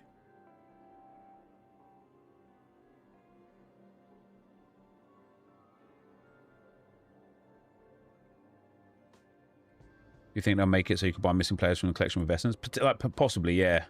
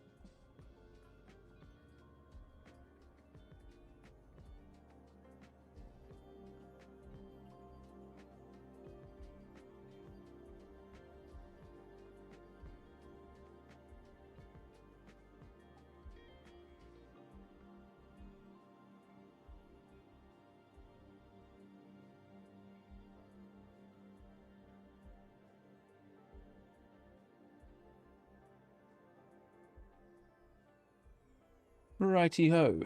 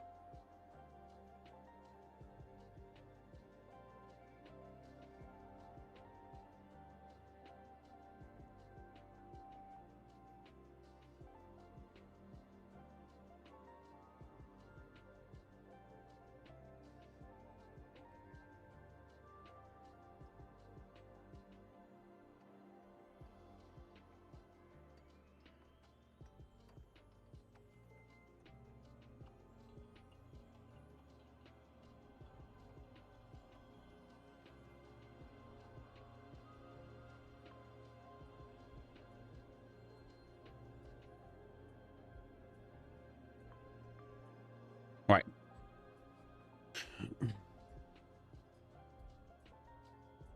I think a solution would be to get rid of the packs and let common users do common crafts, slowly building up their common gallery each game week. Yeah, I think that would be fun. Yeah, maybe just me. I've opened my daily packs for the last few weeks and discarded everything. I just went through and opened 5k essence worth and have everyone I want. Nowhere to go. Oh, you don't have everyone then. You have everyone that you want. Yeah, fair enough. I get you.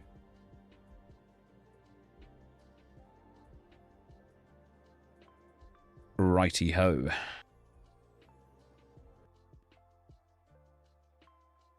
What day is it today? Tuesday.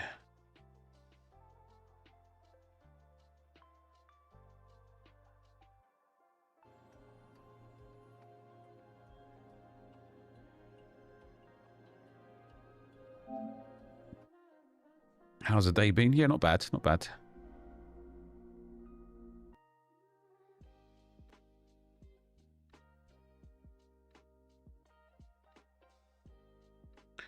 Trying to juggle 73 things at once. You know how it is. Why is this cup to score so sweaty? It's crazy, isn't it? Crazy how sweaty it is, honestly.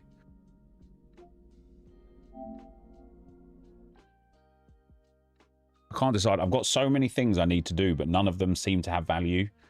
And it's always at this point in the game cycle, which is way earlier this year than it normally is. But it's always at this point in the game cycle where I'm like, why am I grinding an RTG anymore? Like, what am I doing? Like, genuinely, what am I doing? And it's like, the things that I have to do, or the things that I have available to do, should I say, getting my rivals points in, getting that cup finished, and then getting the exhibition thing finished. Other than that, I've got nothing to do. And again, it's like, it's that same situation with what we was talking about with SoRare. Like, FIFA needs mini games. FIFA needs mini objectives. FIFA needs, like, things to do outside of playing the game, but that also have value. I built 10 of these because I wanted to do,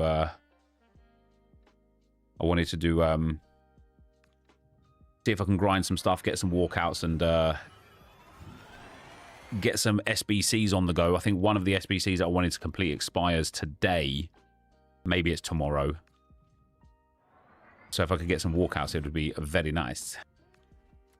We get Brand and Ahmad. But I just, like, even with the SBCs, I find it difficult at the moment to get fodder. It's just really hard. It's really hard. And even then, with some of the SBCs and objective cards that I've got, even though the gauntlet exists, it just doesn't come often enough, I feel like. I'm in a situation where, and I guess you guys are the same, I'm in a situation where even some of the SBCs that I am completing, I've got nowhere to use them. I don't know, as I said earlier, I think I honestly feel like, genuinely, like FC26 is a... like, EA have created a beast within Ultimate Team that they can't tame.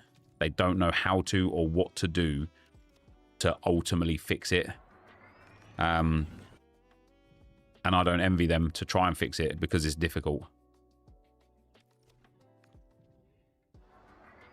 So we've opened 10 of these packs now, and again, like, not even a walkout, man. 184 and a couple of 83s.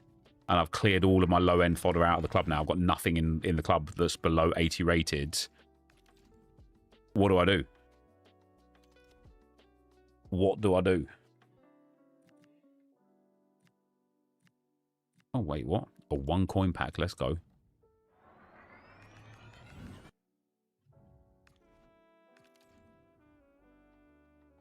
Gauntlet is a great mode, but every 2 weeks is way too little. It is. I think so. The new change to Scream Tourney isn't even working. What is the new change to Scream Tourney?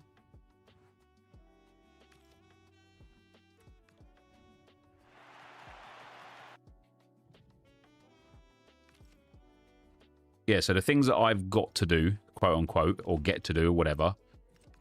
If we look at my objectives. So still working on these things, these icons, but no real particular rush for that. Got to do the World Tour Cup, but that's there for 22 more days. And, you know, I'm halfway through that. No rush for that. The Screamers Tournament. Just score 25. Oh, okay, yeah. So it's just score 25 now.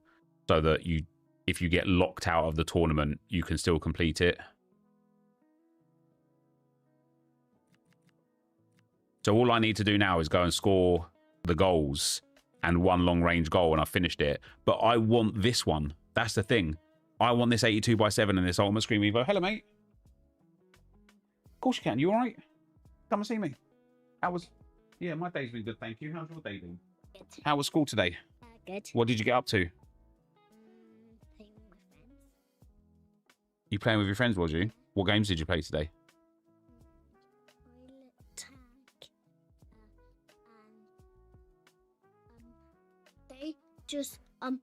And they just walked away from us and didn't want us to follow them. Who? Hudson and Johnny and Max. Walked away from who? Us, Jacob and me. Why? I don't know. You don't know? What game was you playing? Was you playing tag? Toilet tag. You was playing tag, was you? No, toilet. What's toilet tag? It's like when you toilet tag someone, then they go like that. Then if they flush, you can keep playing the game. Is that right? Is it? Is that a fun one? Yeah, so you had a good time at school though? What was you learning about today? Jumping. Jumping? Oh, was you PE today, did you? Nice. What did you do for PE? We were learning about jumping. You was learning about jumping. Show me. Show me some jumps. I'll hold your lunchbox.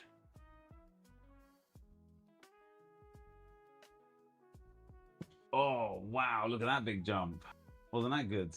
Show me another one. Excellent. Right, let's go and get you a squash. I'll be right back, guys.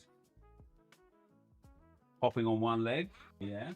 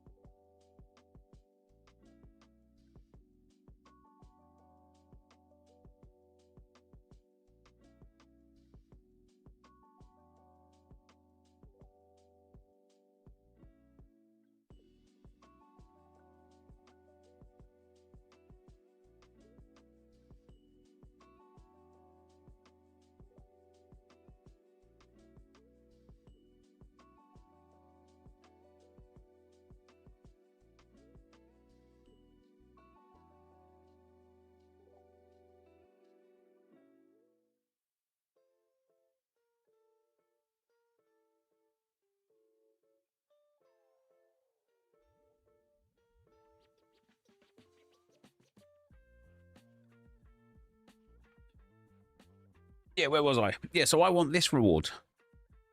I think EA just need to make a situation where you only need to complete 8 of the 9 objectives to get the main objective, but also allow us to complete the 9th one if we want to, you know?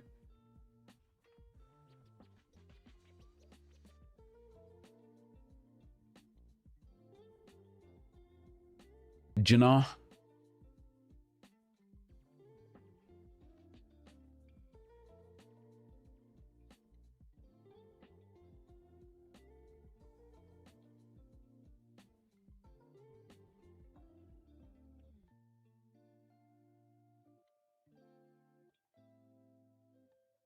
Twitch drops aren't working for me on foot. I don't have Twitch drops on. Yeah, so what do I have to do? I have these 2 things to do here. The Screamers tournament, maybe a bit more pressing. And then other than that, I literally just have rivals points to get. And so I feel like, and I was feeling like this last night whilst I was doing a few bits, I feel like I'm in a situation now where I've completed the game. Now it's just about kind of like going through the motions rather than actually doing anything else. Does that make sense? So on the same day that Twitch removed the ability to rewind a live stream, YouTube make watching a stream back live at more than 1x a paid for service. Jesus Christ, no collusion there at all. That is absolutely, yeah, oh my days. That's mad.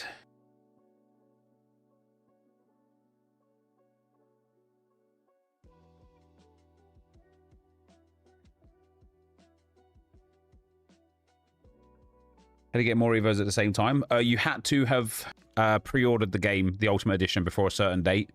So the team that I used yesterday, I really didn't like.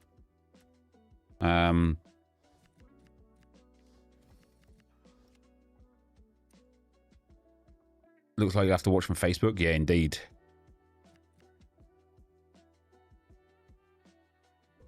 Can't have...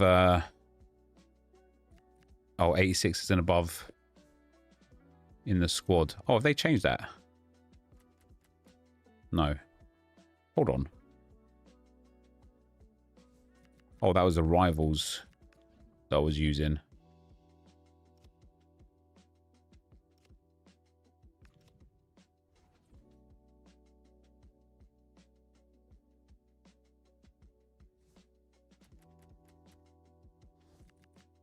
I can't remember what team I was using. I took out all of the players that I didn't want to keep using from this team.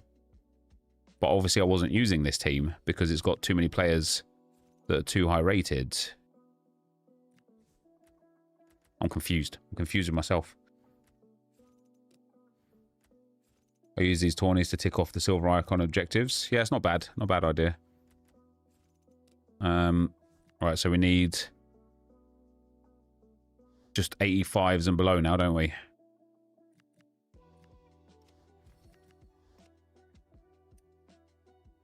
Suarez Manu. I didn't like that Manu card at all.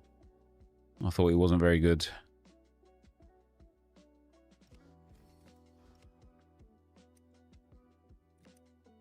That Dennis Suarez as well was awful. He was terrible.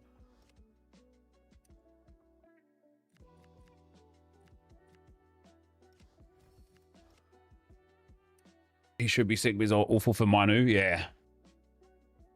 Lotte Vipen. When did they change the objectives to the screen this morning? Just earlier today.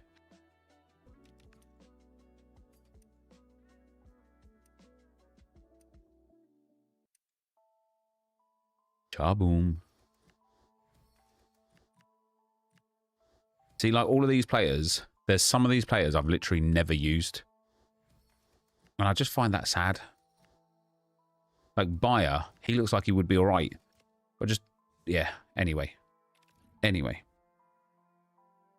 Since when could your favorite objectives and see them in game? Last, like, maybe like 3-4 days, I think. They changed the World Tour team rating requirements around. What was it before? And what is it now?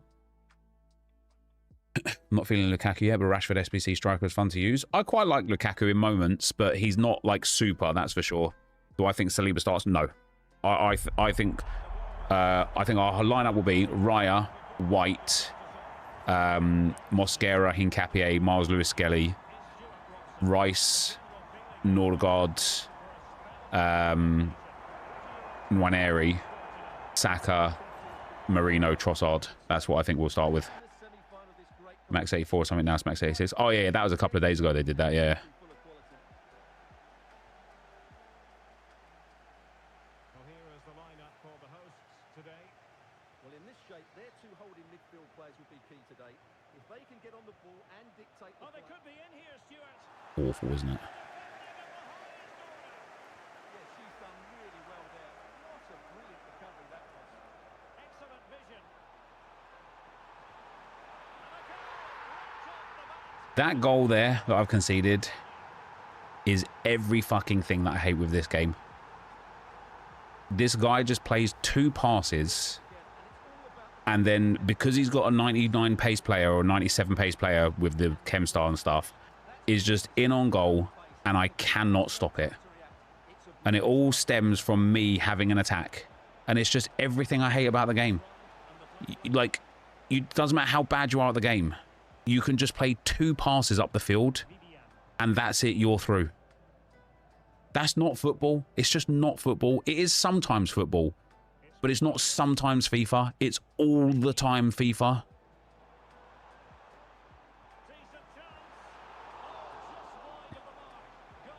Gameplay is horrific today. This is my first game today, but...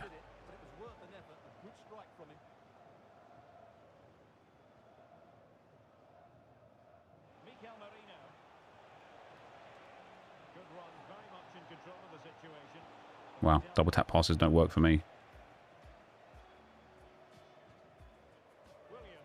Have I tried squad battles today? No, I think I might be done playing squad battles. It's becoming a chore and a bore to do. Ethan Waneri. My contra is very similar to your Timber. Evos have been decent so far. Yep, there's a couple of really nice Evos so far this year, that's for sure.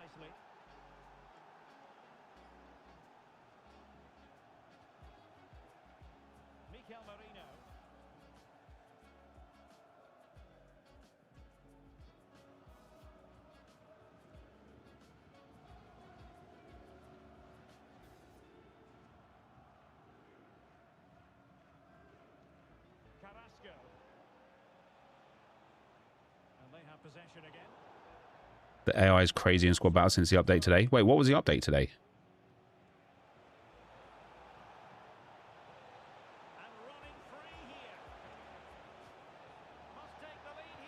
Delightful. It does feel like EA trying to make the game harder and more sim-like, which is making it less fun to actually play. You thought that was for only career mode?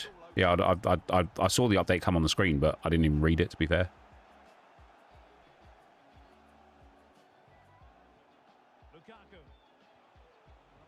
Lukaku is a bit heavy.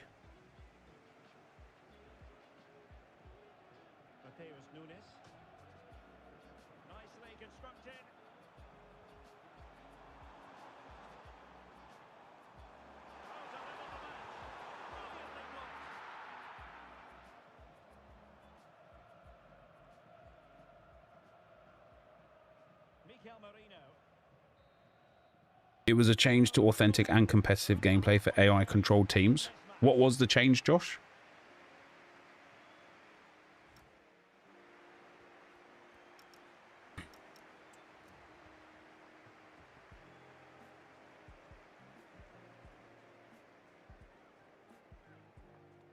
A whole host of stuff. Holding the ball better.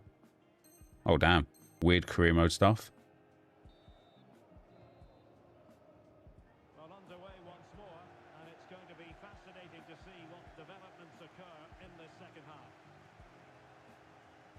I need to change this pink kit. It blends in too much. You might not think so, but so many times I'm like, oh damn, I can't see where my opponent is in my like peripheral.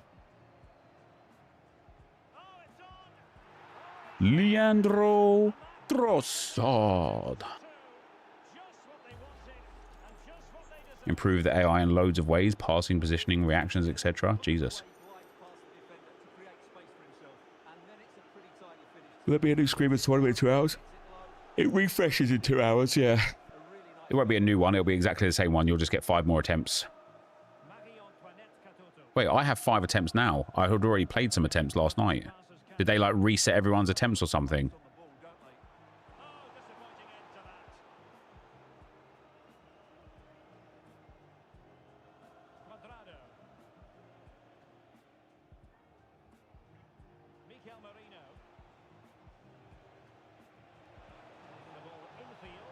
It's awful.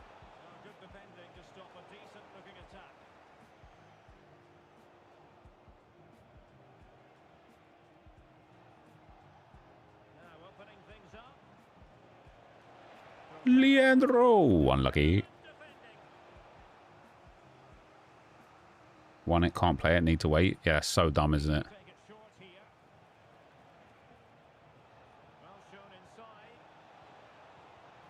Oh, Lukaku.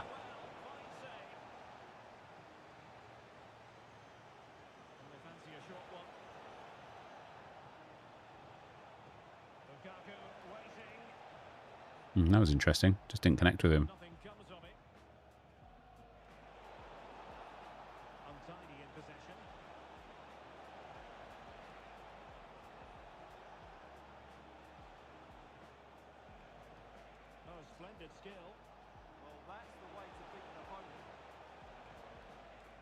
Great first touch.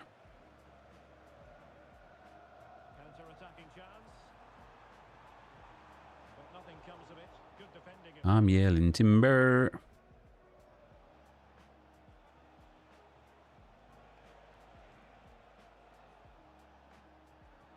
I wanted to go the other way.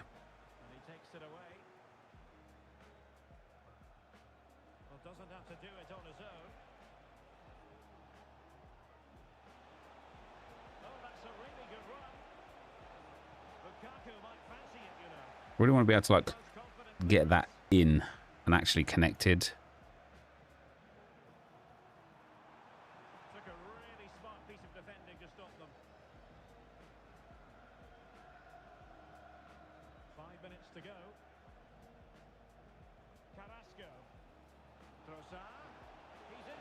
Oh, la ka ka ka ka ka.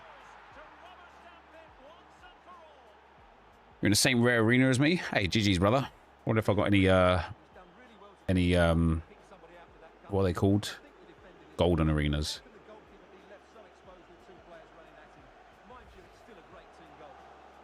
Lukaku looks like I don't expect him to. Bobbins. He's not bad. I just think Mateta is, like, significantly better.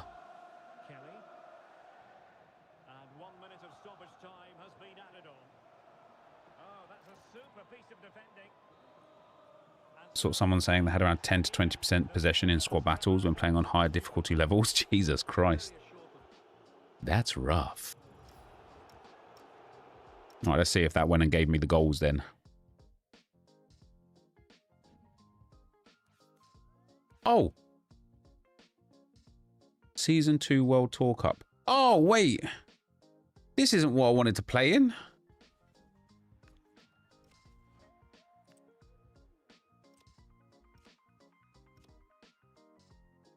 No wonder why I had 5 entries again. Is this I wanted to play in? God damn it.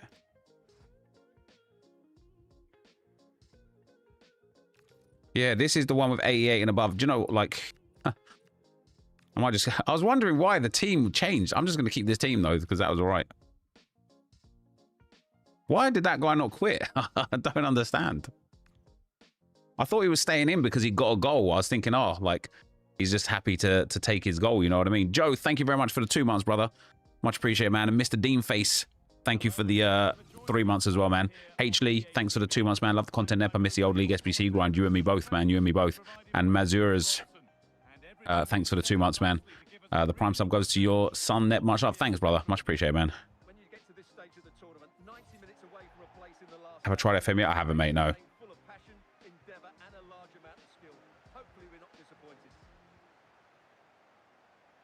Whoa, whoa. Oh dear. Marquinhos plays alongside Eder Militao in central defence, and they go with a single striker leading the line.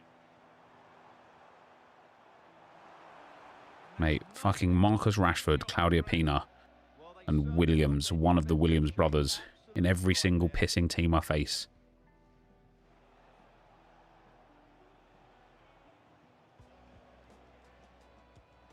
Carrasco. Beaten easily here. Now to deliver a good ball in. Lukaku. That's the perfect way to protect the ball. For the lead here. I press shoot. Wait, what? Free kick results.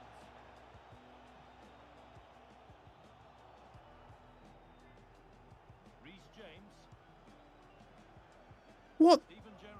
Well, it's no surprise to see who we focused on as our player to watch. I'm so confused. I don't know how he's got a foul there or what for. Joining the club. He's their leading goal scorer, and it's his movement that's been so good. If the defenders get too tight, he'll spin in behind them. If they drop off, he'll turn and run at them. Let's hope to see the best of him today. And it's on here. Bang. Damn it. Decent bit of goalkeeping.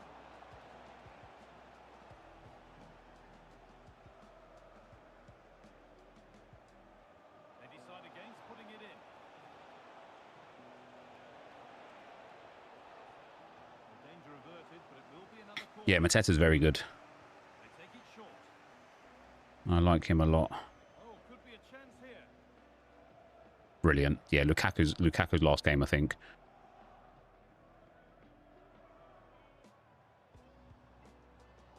A little sloppy on the ball there.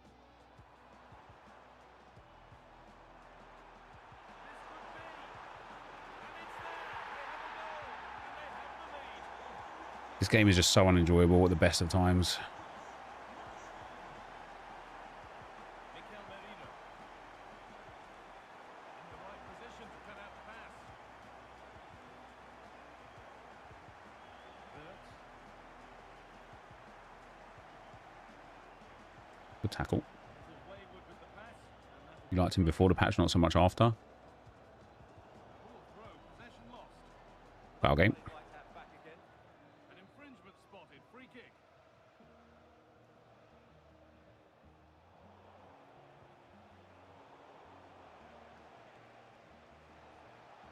Lukaku. Should score here. Oh, a flawless tackle.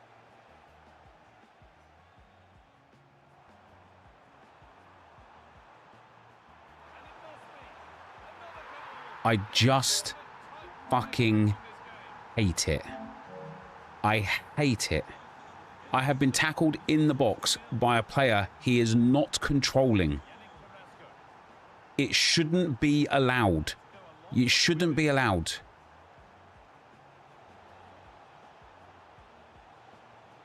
Lovely defensive work. They have to clear this. Oh, come on, Marino. This pass has got to connect. Well, a bit of a disappointing end to the attack.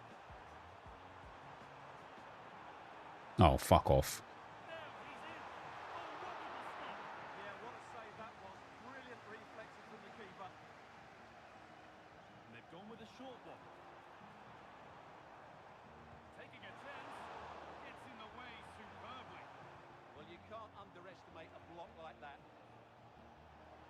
Lovely, incisive ball. Onto it, in on goal. Yeah, give me that outside the box goal. Second best no longer. It's level again. That means I now have to win the tournament before I score 25 goals. Otherwise, I've missed the last objective. Steven Gerrard. Bert.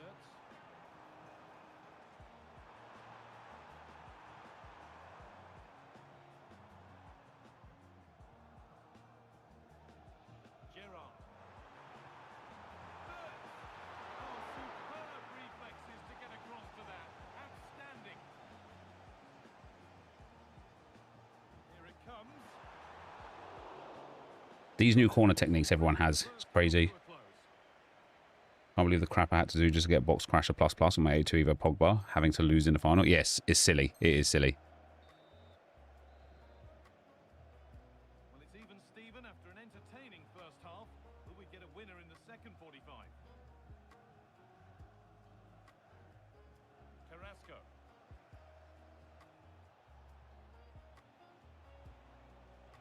Now Quadrado.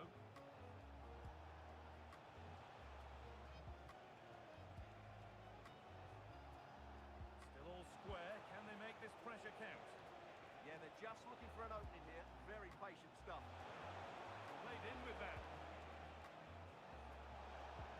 I've cancelled that. No way through. Honestly, EA, you are genuinely pissing me off more than I've ever been pissed off before. Well, it was a real chance, but it's gone now.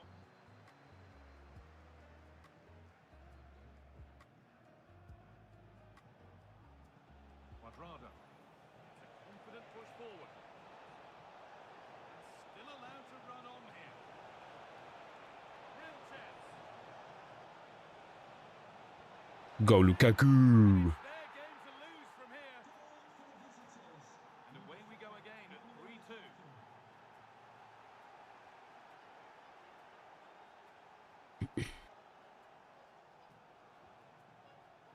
Oh, brilliant anticipation.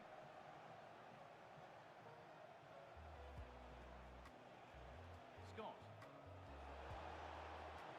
Decent chance. Go Lukaku. And of course. 5 gigalastos. This guy is an asshole.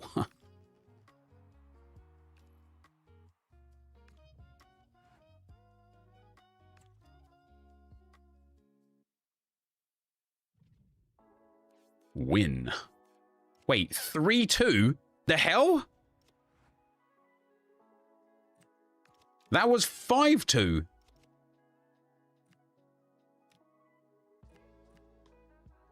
It counted 1 goal. Oh, no way.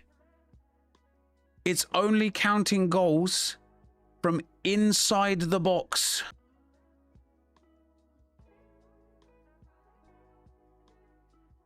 Oh, is it still only counting 1 goal per game, is it? Brilliant. EA Sports. It's in the game.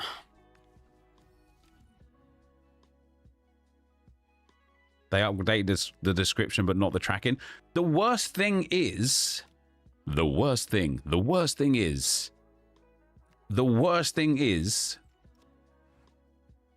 It says that I won that game 3-2 when I won it 5-2.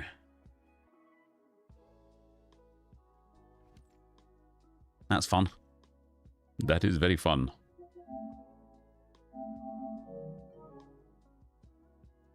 Low drivens don't count. Could you imagine? That'd be brilliant, wouldn't it? Well, just the sort of weather the fans were hoping for this evening. It's absolutely ideal. I'm Derek Ray, and joining me to provide Chevalier, Murillo, Mauro Jr., Nwaneri, Endo, Gabriel Jesus. Oh, this guy's going for some Brazilians. You lose 1 goal every time you move your keeper. I'd love that.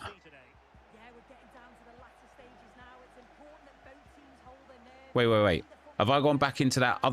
Wait, have I got back into the wrong tournament again? Is this guy using these players because I'm in the wrong one? I'm so confused. I might have gone back into the wrong tournament again, guys.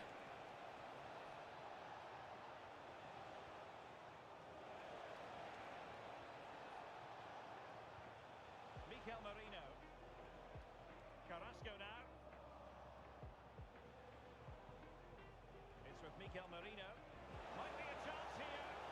Ah, as if he saved that. He kept that out. Well, that was all about split-second reactions, and he showed us just how sharp he is. That's a great stop. I've been tackled again by somebody who's literally not being controlled. No, you're in Screamers? Okay, good.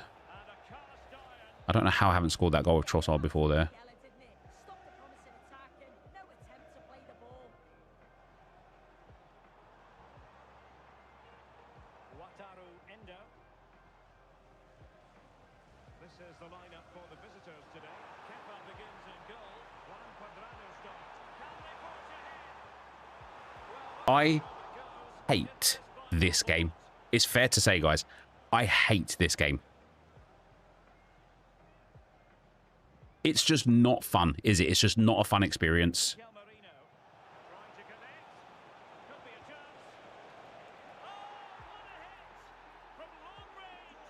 Chevalier is goated. Caught in no man's land there, though, wasn't he?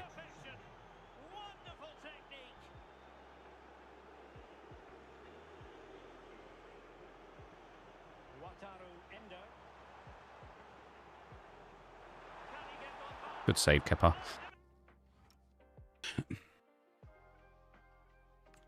This guy bringing on his big boys now, is he?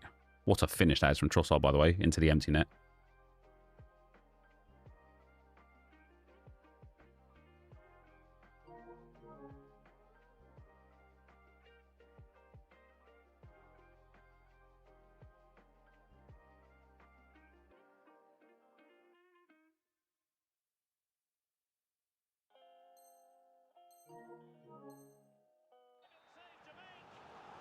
Yeah, he's brought on his superstars now. Brought on his pace merchants for up the top of the field.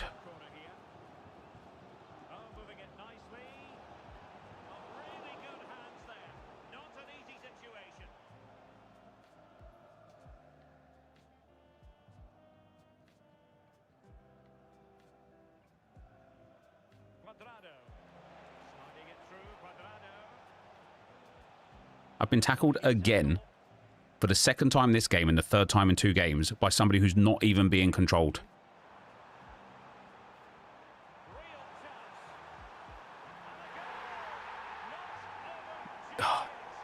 It genuinely might go down as the worst game they've ever made.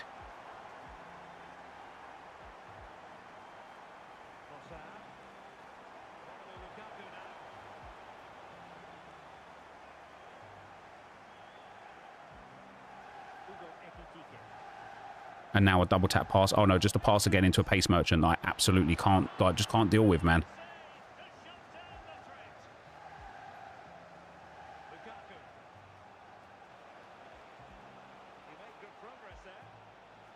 Oh, that's it. Yep, Murillo just phases into the ball. Doesn't tackle, doesn't do anything.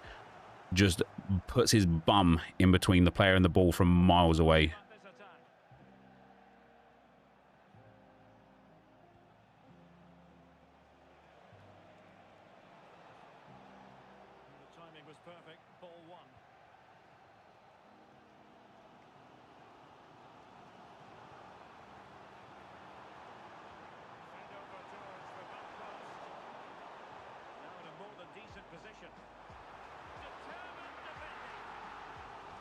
Was there another patch day? There was. I don't think it done anything to like online play though. Right? It was to do with like AI.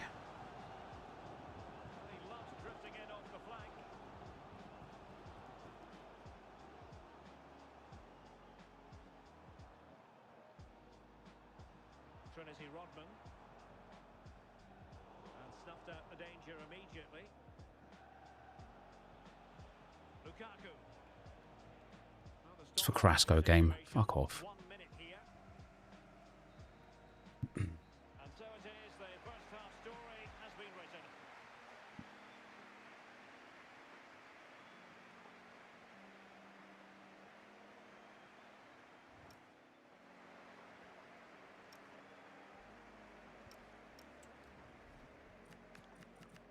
Did I not put Gale on the team? No, I put Carrasco, Lukaku back in, didn't I?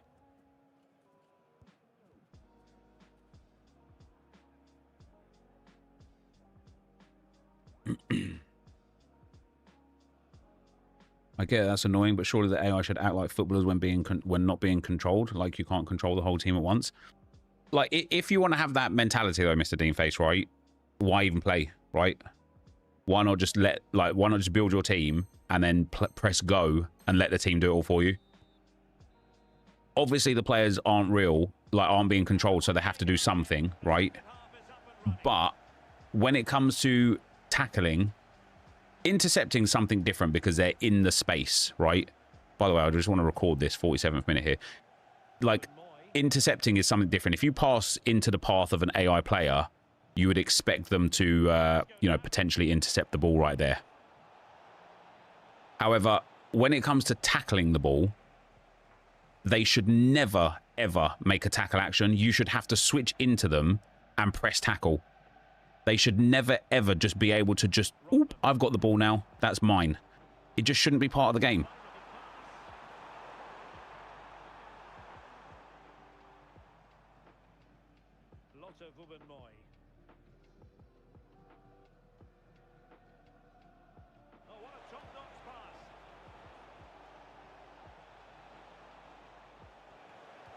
Let's go, Trossard.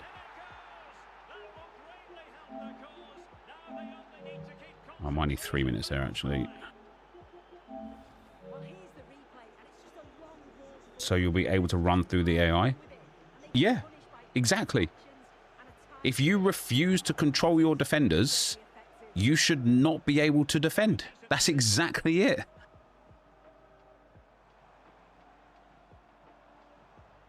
Tidy defensive play. Yeah, good work. That knew exactly what was happening. The shape was good there out of possession.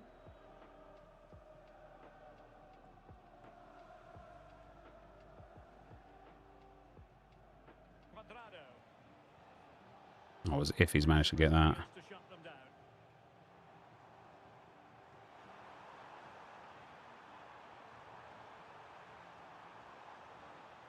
Corner awarded. Well, they haven't seen too many chances, but the crowd is sensing. Just interested in what level of activity the team should be doing. I think they should be positioning themselves well, making like smart runs, smart movement.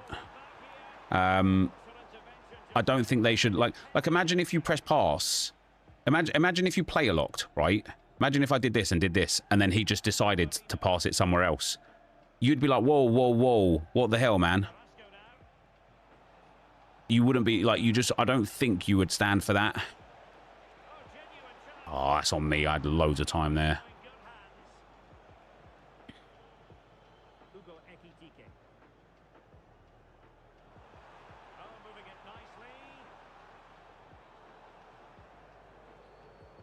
In fact, the thing that I recorded, I'll show you something at the start, like of what I don't think AI should be doing. And then I'll show you something else of what I don't think they should be doing. I'll show you something what they don't. Yeah, both instances are going to be me showing you something that I don't think they should be doing that they are doing, and one in a way of like this needs to be better, and one in a way of like this needs to be worse, so to speak.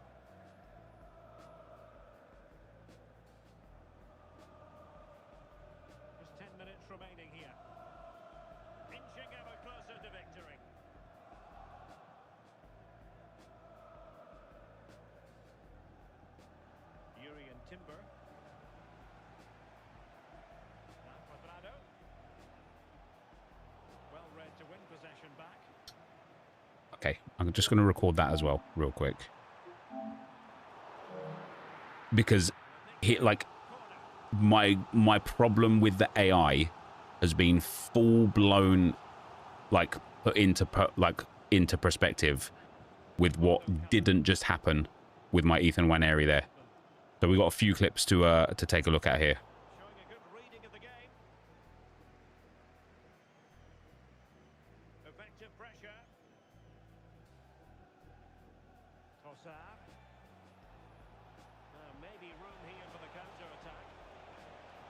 Lukaku, unlucky.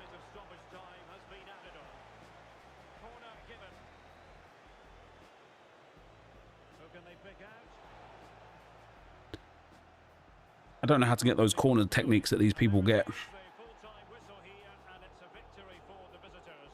it was fairly comfortable in the end, wasn't it? Thought they controlled the middle of the park for the most part, and going forward, there was some real nice. That guy was a really good player for what it's worth. Right, let's take a look at some of these clips real quick. Which order does it go in? Yeah, so this one here. Can we just watch Carrasco? I've passed the ball backwards to Calafiori. Watch Carrasco. He is literally run off the pitch. That needs to be better. That is an actual joke. He has quite literally passed the ball backwards and then gone off the pitch and just decided that this game isn't for him anymore. Right? That is crazy.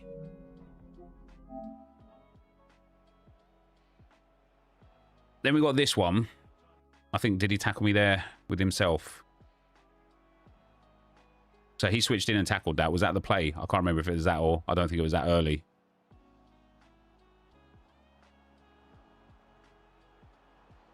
This actually might be the same clip that I had to get 3 minutes for, just in case 1 minute wasn't enough. Yeah, this was just to show the this was just to show this thing here again. I'm gonna take 3 clips from that game. But yeah, look at this. I pass it to Carrasco, pass it backwards. Where are you going, pal? And then look, you just casually walk. What are you doing? Then we've got this one.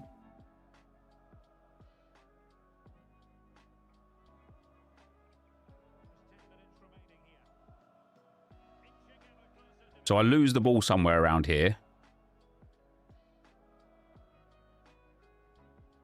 Should have passed that to one area there, but never mind.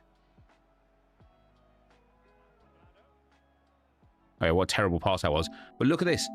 Because I'm controlling him as a human, like, because I am controlling him, he's not AI, I've read the path. He puts his leg over the ball. Like, I get it, like, the players aren't solid objects, right? But what more can you do than put your player in the pass lane? Do you want to know what the answer is to what more you can do? Switch off of that player. Because if that was the AI as Nwaneri instead of me, he would have intercepted it. I find that to be, like, ludicrous that 2 of the exact same actions can happen, but because one of them is human controlled and one of them is AI controlled, you get penalized. You lose for it. I can see I recorded something else. What was it? This one here. Yeah, I think this is the one where he tackled me, isn't it? And he just wasn't even controlling the player. That interception is fine. I don't have a problem with that. Like I say, like, if my Nwaneri was AI, he would have intercepted the ball there as well.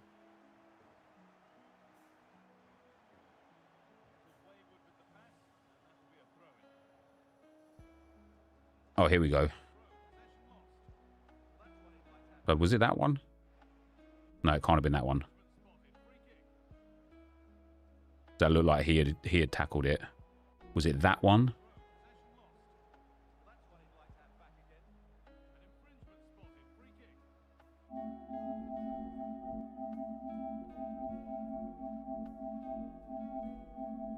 No, that's him, like, switching player as well.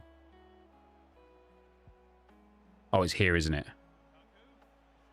Yeah, I'm sorry. That is a fucking disgrace. That should not happen in this game. He is controlling the centre back. He's made a mistake now, right? This guy has made a mistake defensively. At this point, I should be able to turn around and have a shot. But his AI defender sprints at me and then takes the ball off me. That should not happen. I don't care. Like, I know that AI has to do something. What should happen is he should get to me here and then just continue like shadowing me.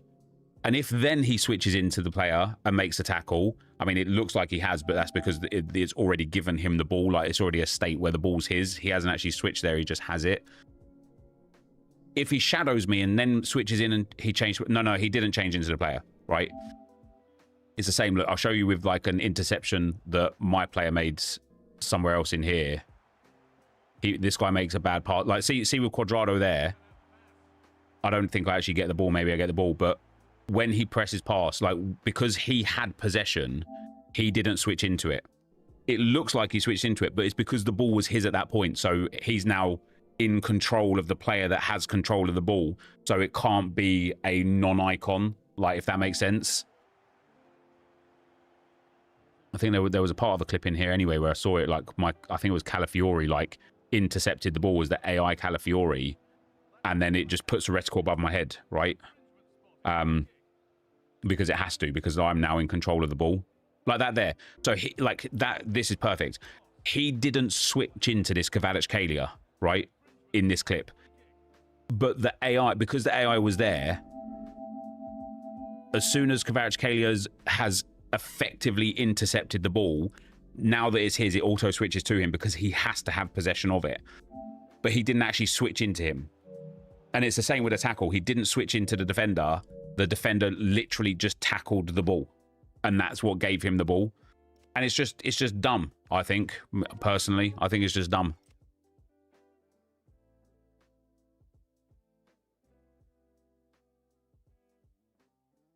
That's good, though. That's an interception. You said they should be auto. Yeah, I didn't. What did I say against it? I was just showing an example of why it wasn't him switching in to make that tackle just because the reticle became above his head, and rather it was the fact that he was now in possession of the ball. Is that a case of he's second man press and you've run into him?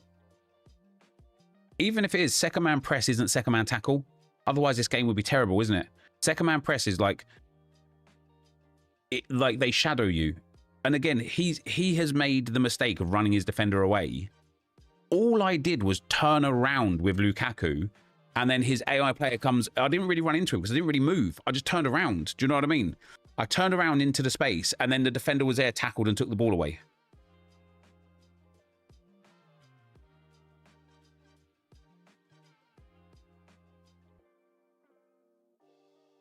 What's up, Tom Powell? How you doing, man? Someone kept spamming rainbow flicks with Haaland and Saka. I swear you need to have 4-star skills to do this. I don't even know how to do it. I wish I did, but I don't know how to do it. So here's the thing about this game, guys, right? And I can hear in my tone in my voice that this is a moany, complainy voice.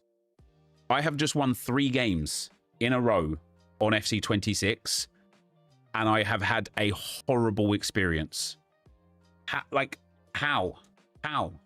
How can that be the reality of the situation? How can I have not enjoyed myself in spite of the fact I have won all 3 games I've played so far today? Right stick back. No, I know how to do a rainbow flick. Don't be silly.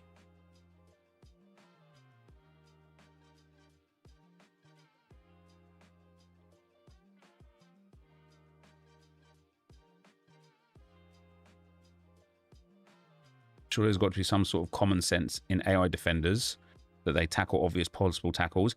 No, there hasn't. There hasn't got to be common sense in AI defenders where they tackle obvious tackles, because otherwise people would literally switch to their striker when they lose possession and stand still because they would just let the AI play for them.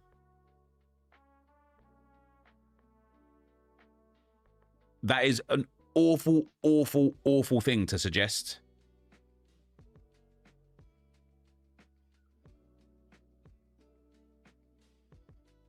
I tried it with Saka when he was in my team and nothing worked. Don't they do that? Well, no, now they run around with their CDM hoping that they can, like, intercept or get a tackle off. 3 bars of power after a rainbow flick, most effective around. But do you have to, like, power up the shot immediately, or do you have to wait until the ball's, like, an arc or something?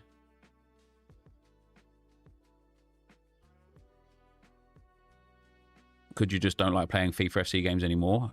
If you don't like them in general, no matter the experience, you won't like it. Well, no, because on the contrary, Champs this weekend, I had a blast.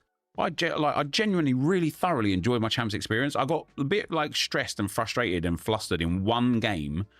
But otherwise, I was like, even in the games I was losing, I was chilling. I was watching a stream. I had some Arc Raiders videos on. I was like, had some music playing, and I was genuinely just chilling. And after the end of it, I came away with 10 wins, and I was like, that was phenomenal. Like, even though the rewards aren't great, I was like, that was really fun. You'd hold left trigger 3 bars of power when the ball is over your head. Oh, so you do a rainbow flick, then hold left trigger and shoot. Okay.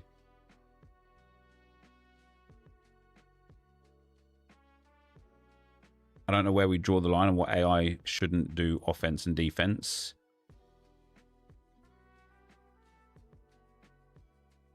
Yeah, I don't know.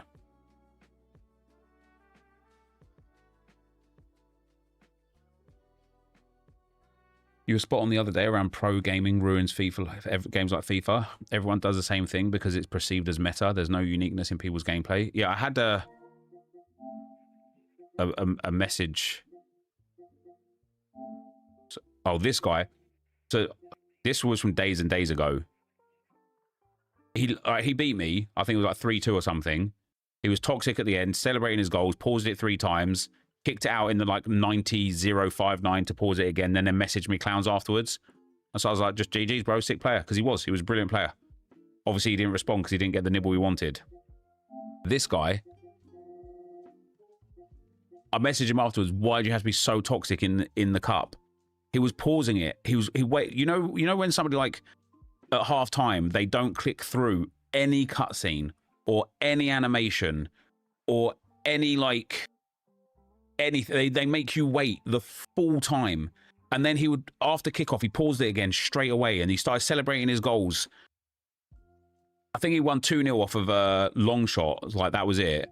So I just asked him, why'd you have to be so toxic in the cup? I was like, I didn't understand, like genuinely didn't understand the toxicity. He said, I kept checking to try and find out if you're a Nep. So I said convenient, because it was like whatever, right? Anyways, you held 2-0. This message here and what he did in this game, for me personally, this is the single biggest problem. It's not the only problem, but it is the single biggest problem in this community. People don't care to win.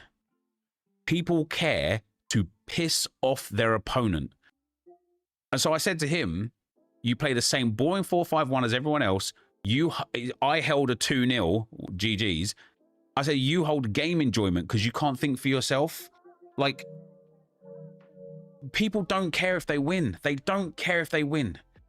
They will literally prioritize ruining their opponent's time. Like, literally, they prioritize trying to make their opponent miserable over having fun themselves. He didn't get in the video, by the way. I cut that game. Good. They will literally prioritize.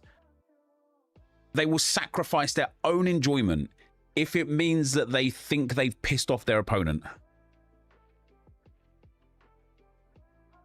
I'm one of them. Love to piece of people. Yeah, what a fucking moronic way to live your life, right? You will grow up and die a lonely person because you personally take more value out of pushing someone down than either picking yourself up or picking someone else up.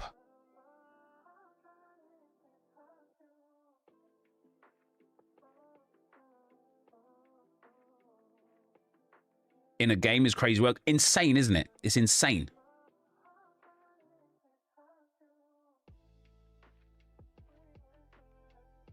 I can tell a huge difference in the type of players I play against compared to earlier years. Yeah, it's massively different now. Like I said, like everyone in this game is toxic. Like people go 1-0 up, and instead of like trying to carry on and play for a 2-0, what will they do?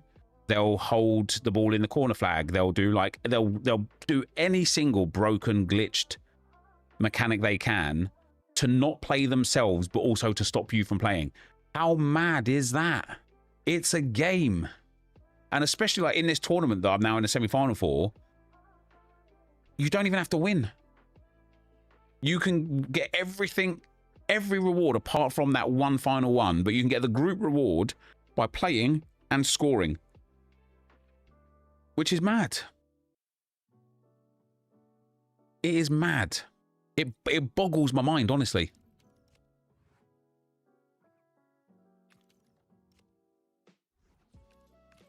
If you could just ban that Ali Cash in the Twitch chat. I want morons like that in my chat.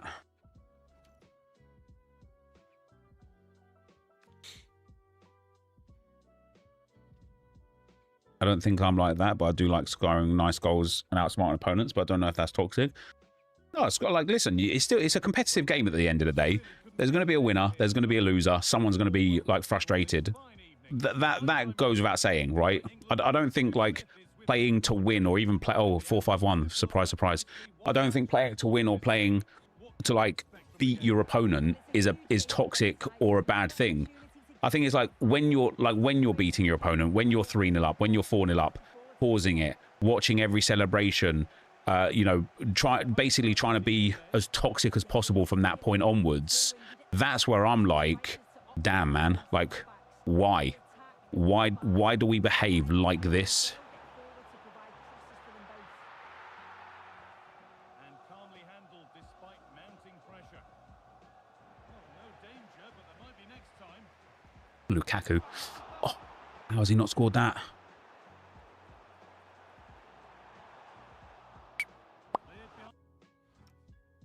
If I had green, if we could green time, that would have been a goal.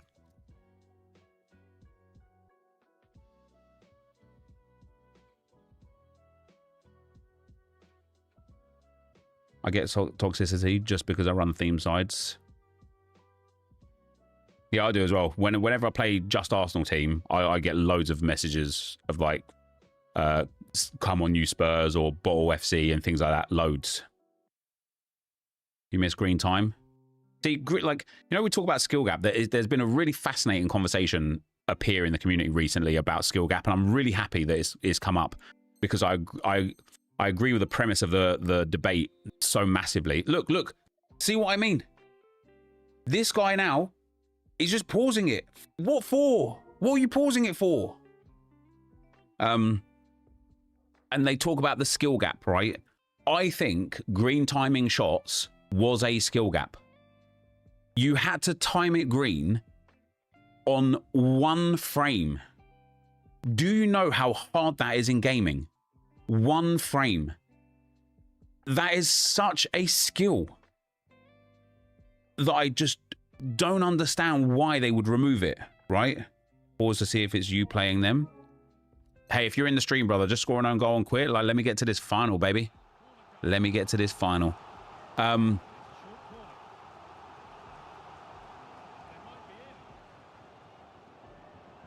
Oh, I can't believe I butchered that. That should have been a goal.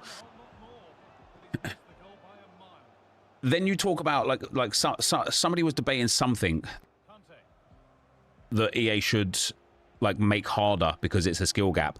And for me, I can't remember what it was. It wasn't goalkeeper movement, but it was something. And it was one of those things where it's like, yeah, I think that's not a skill gap. I think that closes the skill gap. Hold on, I've got to try and focus here as well at the same time. That was just a little dink for Lukaku, that one.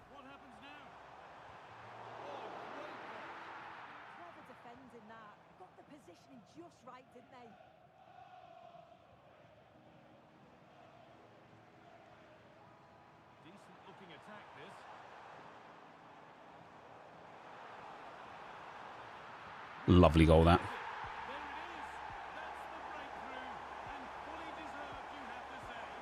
Player locking. No, I don't think it was player locking, you know, because I think player locking is a necessary mechanic because passing is bad. Like, I don't really have a problem with player locking, like, generally. You know, if you can get, like, I think getting really good at player locking, I genuinely believe that's a skill. Like, it's not easy to do. I've been trying to player lock for years, and although I can player lock at times like that, for example, okay, he's offside. I mean, and that's the risk of the skill, right? Like, I thought it was onside there, to be fair, but like, you know, I watched some of like the best player lockers, like specifically Orzio, but there's a few guys that I've played who have been absolutely mind-blowing at player locking, and I'm like, yeah, fair enough, man. Like, you're just good. You're just good.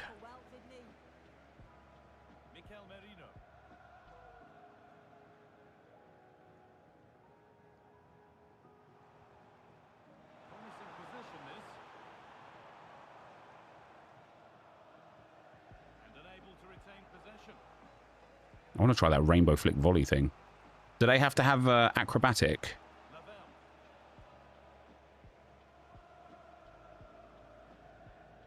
They're not getting close enough here.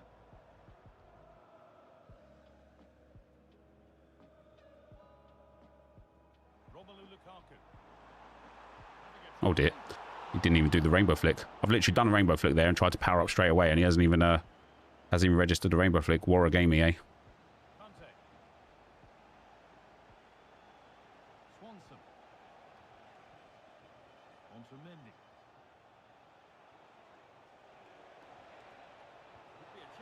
Good save, kept up.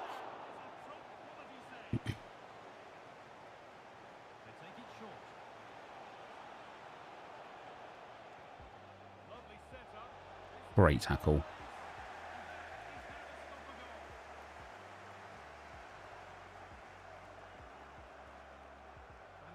Great game we're playing. Oh dear.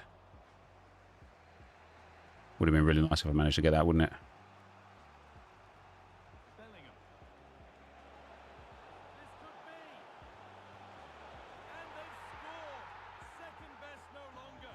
Should have just been miles up in this game as well. I was too busy like fannying around.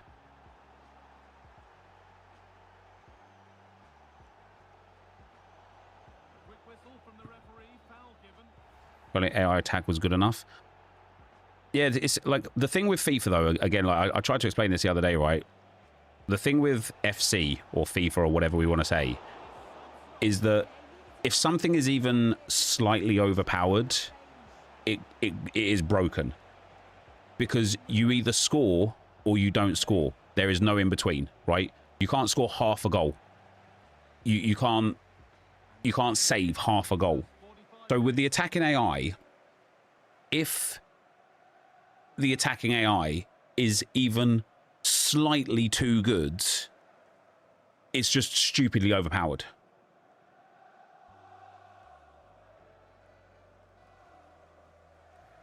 Just a coincidence playing with a red card is easier?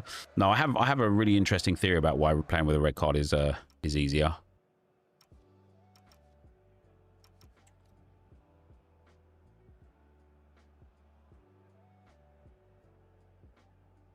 LG2, don't be that guy in the chat, brother.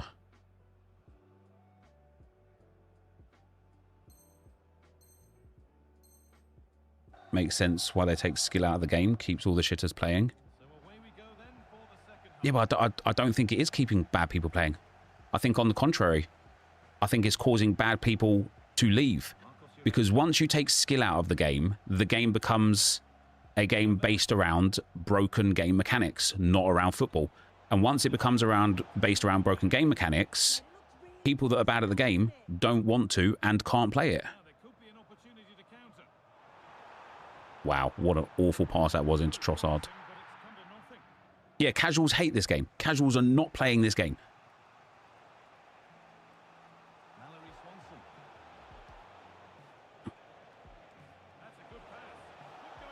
I hate it so much. I hate it so much. I hate it so much. Fucking 4-5-1 is the worst thing to play against. Okay, it just hasn't registered my skill move again.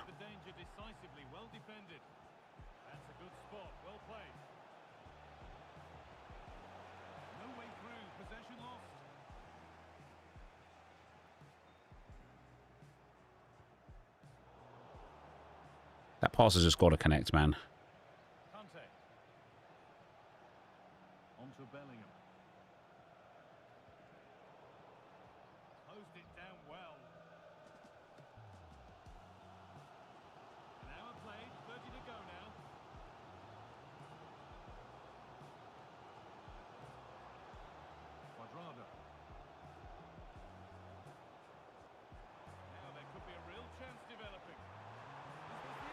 Ah, I could have turned in a bit more.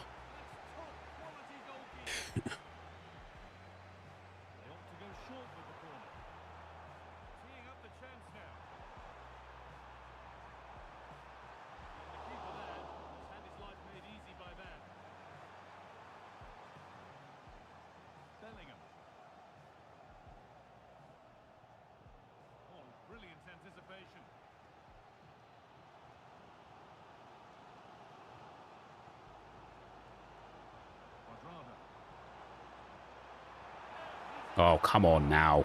Got to get that in the corner, Trossard, please.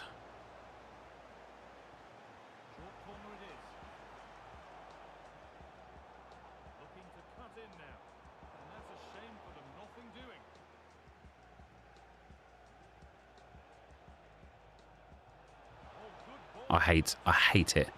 I hate it. No way. Fuck off, game.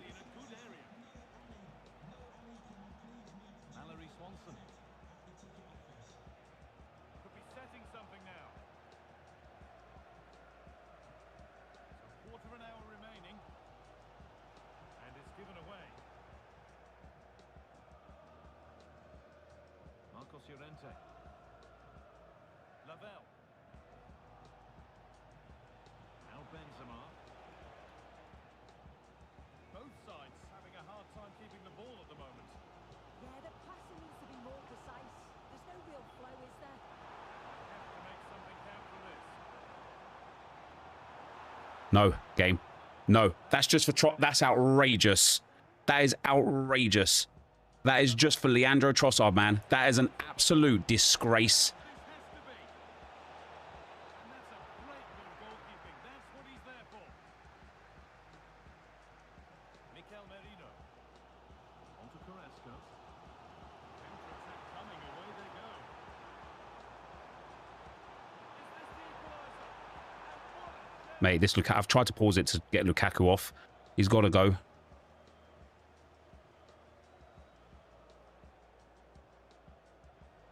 Not going to matter now anyway. It's going to be too late. Goalkeeping there. Mikel Merino. On to Carrasco. Or is it? Promising position this. Promising move stalls. What a fucking disgrace, man. All time and celebrations all around with the fans here. Oh. The 4-5-1 is just not an enjoyable game, like formation to play against.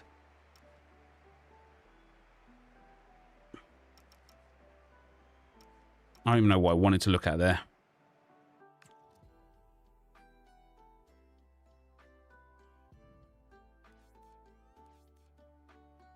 Quick question, I just started with SoRare and now I got some essence for the Halloween special.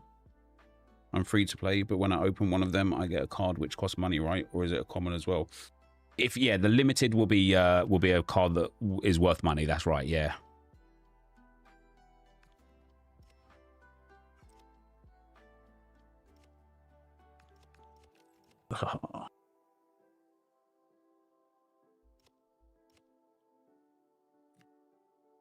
Yeah, they haven't fixed it yet.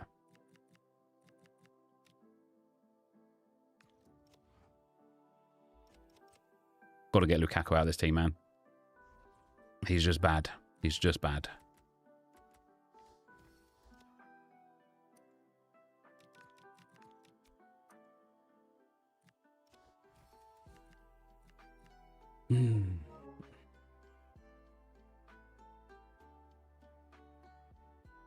Got Gakpo, one of my free limited cards, crafting on SoRare. That's really good.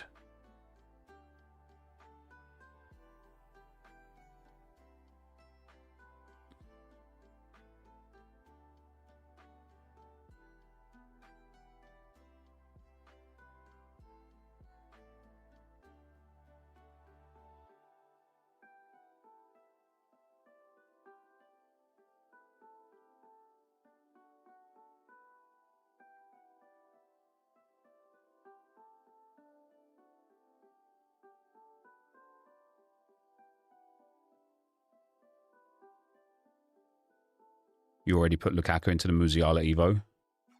He's probably good in that because it gives him some like really good, stuff. I think your chemistry might be costing you. It's not. I'm not on low chemistry, brother. I have 28 out of 33 chemistry.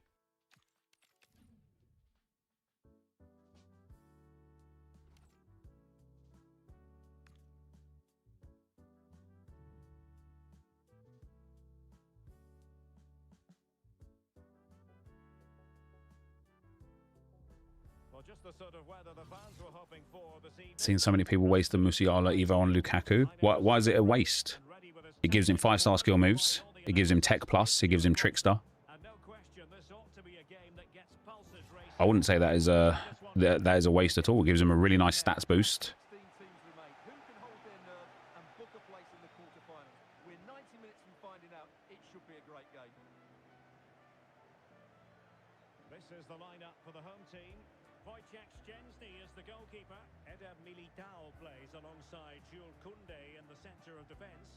JJ Okocha starts alongside Xabi Alonso in central midfield. And the responsibility of leading the line today goes to Marcus Rashford. Just let me switch into the player that I fucking want. This is my last game today, guys. This game is just not fun.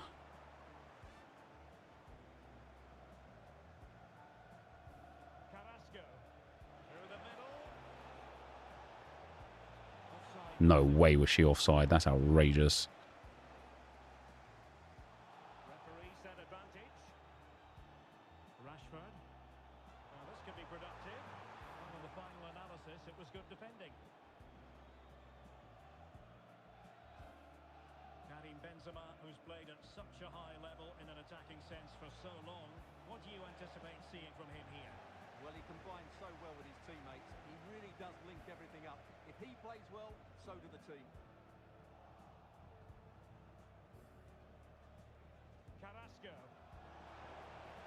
Trossard. He's broken free. And foiled by the post. And inches away.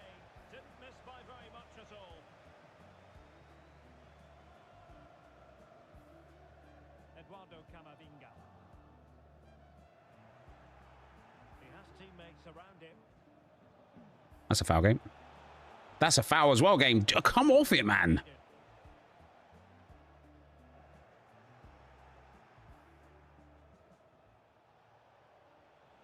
Carrasco. Mikel Merino. Will it open up? Trossard. And a goal to give them the Jesus Christ. and the I had to grow an extra fucking finger to do all the things necessary to score a pissing goal.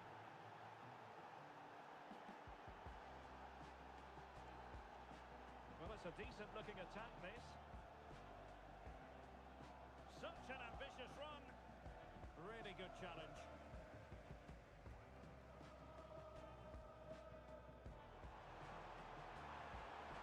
Could cross it in here. And tidy defensive play. Well, that was excellent defending. Just made it very difficult for them. Oh, disappointing end to that. Really nice ball. Yeah, I've just tried it there. And an opening. Oh, there we go. He saved it. I tried it there with Quadrado and he just flicked it like too far away from himself. Take it short here. Could be dangerous. But nothing comes of it.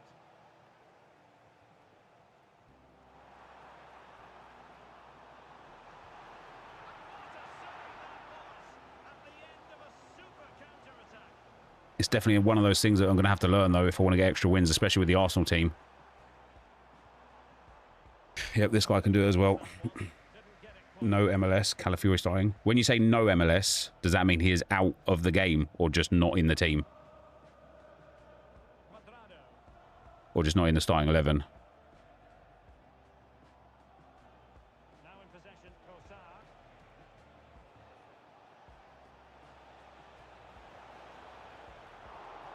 Rebounds. There it is. He's on the bench. Okay. Intuitive piece of finishing. I presume the rest of it is like... Is Gabriel and Saliba starting? Frimpong. Camavinga. Who do the Gunners playing? We got, what is it, like Slavia Prague? Yeah, strong team. Xabi Alonso. This again is like the one single thing I dislike about SoRare, guys. Not a ball has been kicked yet in the Champions League. Not an especially strong challenge. Not a ball has been kicked. And yet, I can't, like, adjust my lineup. Do you know what I mean? Yeah, subs went, exactly. Exactly. I don't think that's, like, I didn't put Gabriel or Saliba in any lineups. And so that's fine. And obviously, if Miles Lewis-Skelly comes off the bench, that's fine too. But my decision, and SoRare Josh was so right about Gabriel, my decision And I wonder what kind of was second half we have in store. genuinely created, like decided, was generated by the SoRare inside percentages. When I see Gabriel at 40% and Saliba at 20%, I just think that Carrasco now. I think that's got to come with some kind of like accuracy. Do you know what I mean? And some credibility. And Moy. And on to Scott.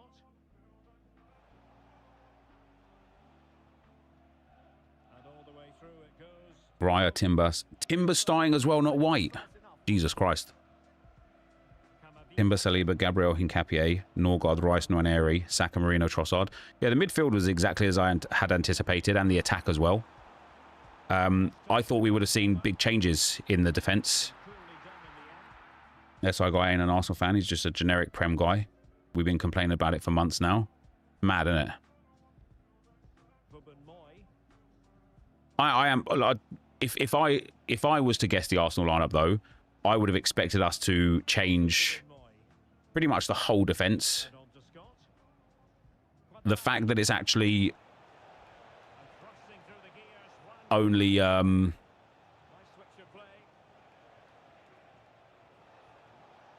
fact that it's only a select few, or not even a select few, just one, is really, really surprising. It also suggests that Ben White is still suffering and hasn't like recovered from his injury properly, because there's no reason to not start him in a game like this. It's not like he's a bad player.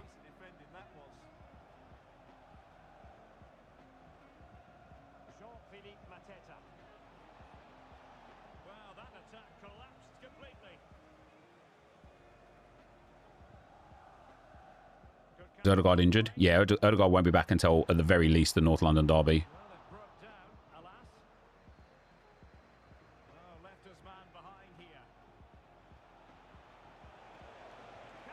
Wow, what a save. Rice gets a booking. He misses mine. Yep. I mean, who are you going to start in there instead, man?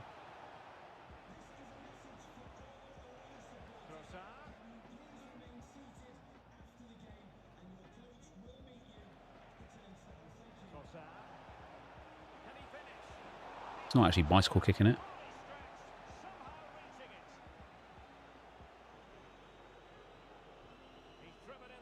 Oh, that was close.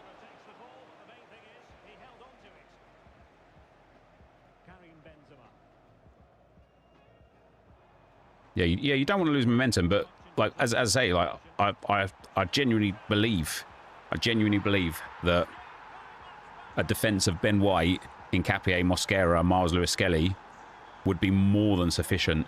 I am very surprised that that back line hasn't changed whatsoever. The exact same four as we've been playing.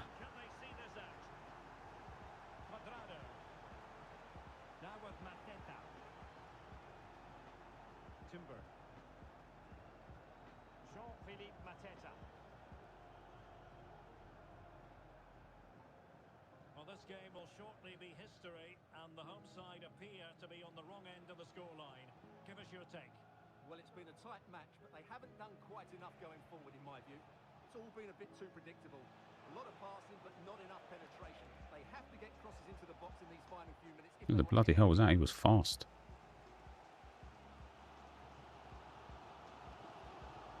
In your opinion, there's no casual player base? Yeah, there isn't. The casual player base has gone. I was talking about this, I think, in a Road to Glory video before. But I think Champs is so sweaty because the rewards are shit. If you're a casual player with all of the things that are available to play, right? The rivals for the bounties, the tournaments, the gauntlets, like squad battles, but for everything that's there to play, why would you ever go into Champs for awful rewards? Why would you ever go into Champs for awful rewards? You just wouldn't, would you? What's about it? Yeah, tell me about it. Honestly, I think it's been, again, about like 30 games since I've had one that wasn't giving me like more like credits up the field somewhere, like up the leaderboards. But yeah, I genuinely think Rivals and Champs is not played by people who are casual on this game. I legitimately think it is played only by the kind of like the hardcores and the ultras. Yeah, the tier skips are all over the place, aren't they? Which is weird and a bit of a shame. Again, it's a bit of a shame. It's a bit of a shame. If the rewards were better, Champs might even be sweatier, but at least more people will be playing it. I just played squad battles after the update. The AI is crazy now. Yeah, I don't think I'll be doing squad battles anymore. Yeah, the fact this isn't counting the goals is hilarious.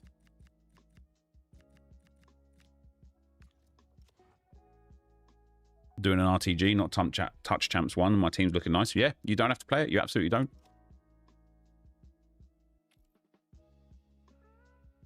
Really glad seeing Capia getting good minutes. What a player. Yeah, it's weird that, like I say, I think for me, guys, like, I expected... The midfield and attack is exactly as expected because of injuries. But I think I put, like, Lewis Skelly in so many lineups because I was super confident he would play. I was super confident he would play. So who have we got from Arsenal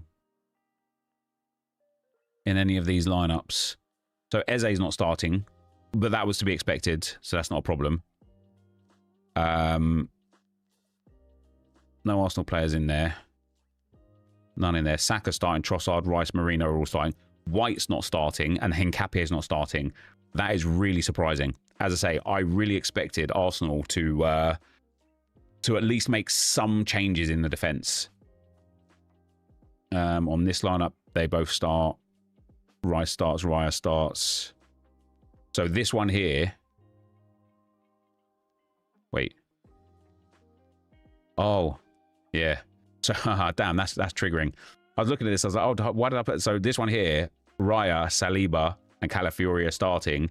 Eze isn't, and obviously Jokeres is injured. But on this one here, I literally put Miles Lewis-Skelly in because I thoroughly expected him to start the game. Oh, Hincapie is starting. Wait, who's not starting then? Wait, didn't somebody just send the team in and the defense was exactly the same? Oh, Calafiori isn't starting.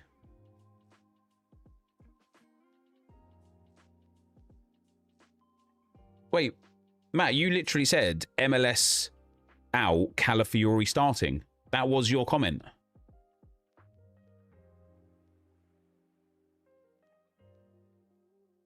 Doesn't matter either way. So Gabriel and Saliba are starting. Raya, Timber, Saliba, Gabriel, Hincapie, Rice, Norgard, Nwaneri, Saka, Trossard, Marino. And then the bench is Setford, Rojas, White, Calafiori, Mosquera, Lewis Skelly, Eze, Dauman, Sago Jr., and Harriman Anus. So this lineup's got a chance if Lewis Skelly gets on the field, which I think he will. It's really, really surprising that Hincapie is starting at left back and not a left centre back.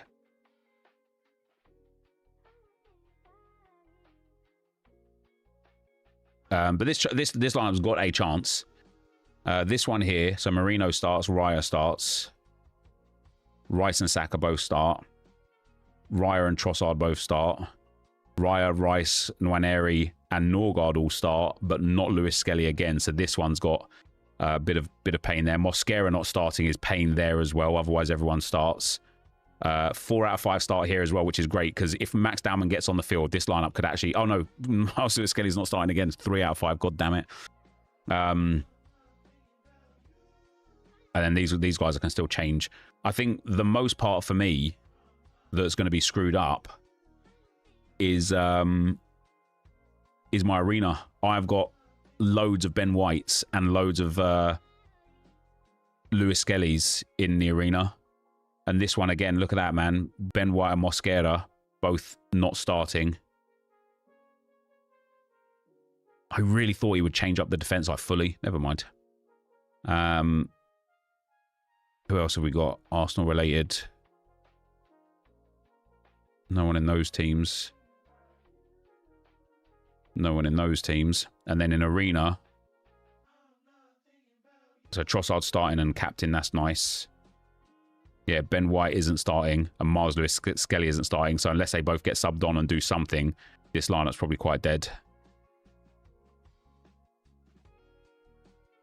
Oh, I got in a golden arena there. That's nice. No golden arenas at all in rare. But I got in 1 golden arena at limited. That's all right. Trossard and Nwaneri both start. That's very good. Trossard starts there as well. That's good. And Trossard starts there with Norgard. That's good. Okay, there's not too many lineups that are dead. The ones that I worry about, though, are like this one here. Ben White and Mosquera are not going to be the players that get subbed on. One of them might, but I don't think both of them will. The subs are going to end up being, depending on like if we're comfortable in the team, like comfortable in the way we play or not. If we're like 3 or 4-0 up, who's actually going to get subbed on? Max Dowman, yes. Eze, yes. Calafiori, probably. Lewis Skelly, maybe, as well, probably. Mosquera and Ben White, like there's literally 6 players.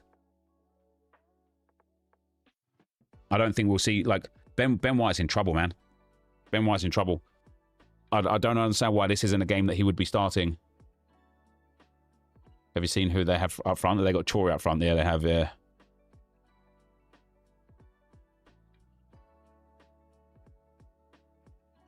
don't think Arteta rates MLS too much. That is a ludicrous thing to say.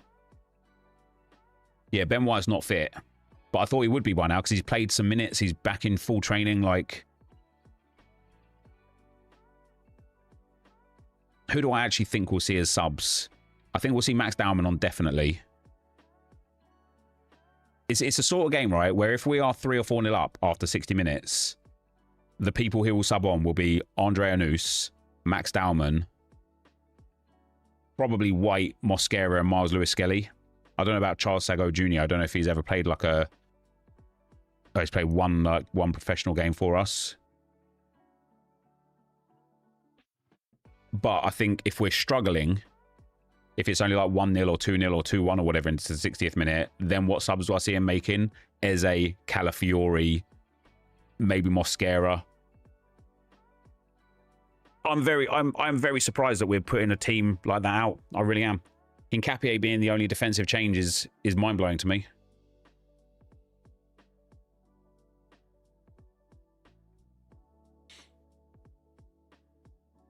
Who asked for EA to make squad battles harder, mate? It's mad that squad battles is harder.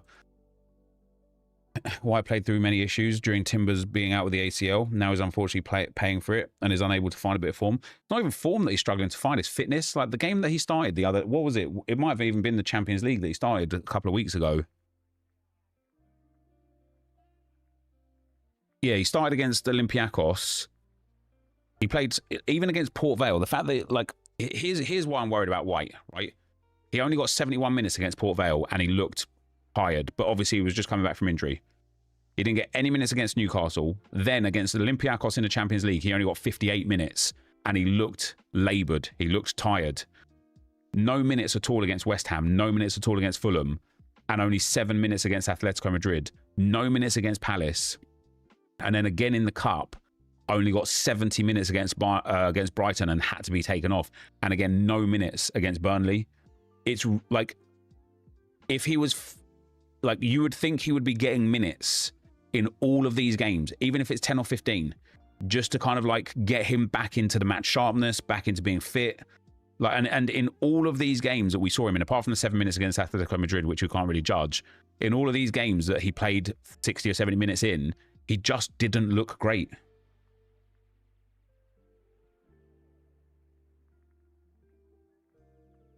And that's sad because he's not going to be able to look great if he doesn't get the minutes. And he's not going to be able to get the minutes if he doesn't look great. So that's why I thought today was like a prime example of a time where he should start. You know, Urian Timber, give the man a rest. Just put Ben White in there. If at half time we're struggling, then bring Urian Timber onto the field, right?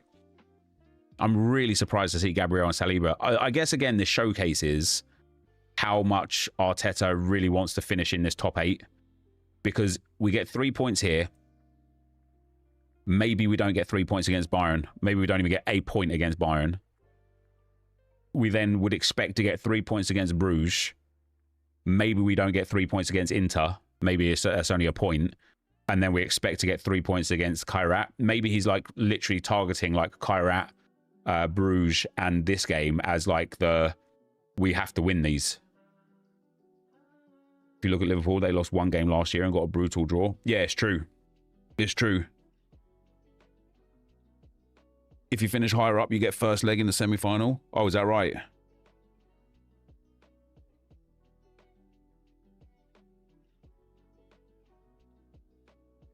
the man's under a lot of pressure to take trophies, so maybe he just wants to take no risks. My personal opinion is that this lineup against Slavia Prague is a risk. The midfield and attack, that's not. Like, starting Gabriel and Saliba together again, if one of them gets an injury in this game, Sunderland I'd still expect us to beat, but after that we've got Bayern, Spurs, Chelsea, like Villa, I think. Like, we've got a difficult run after the international break.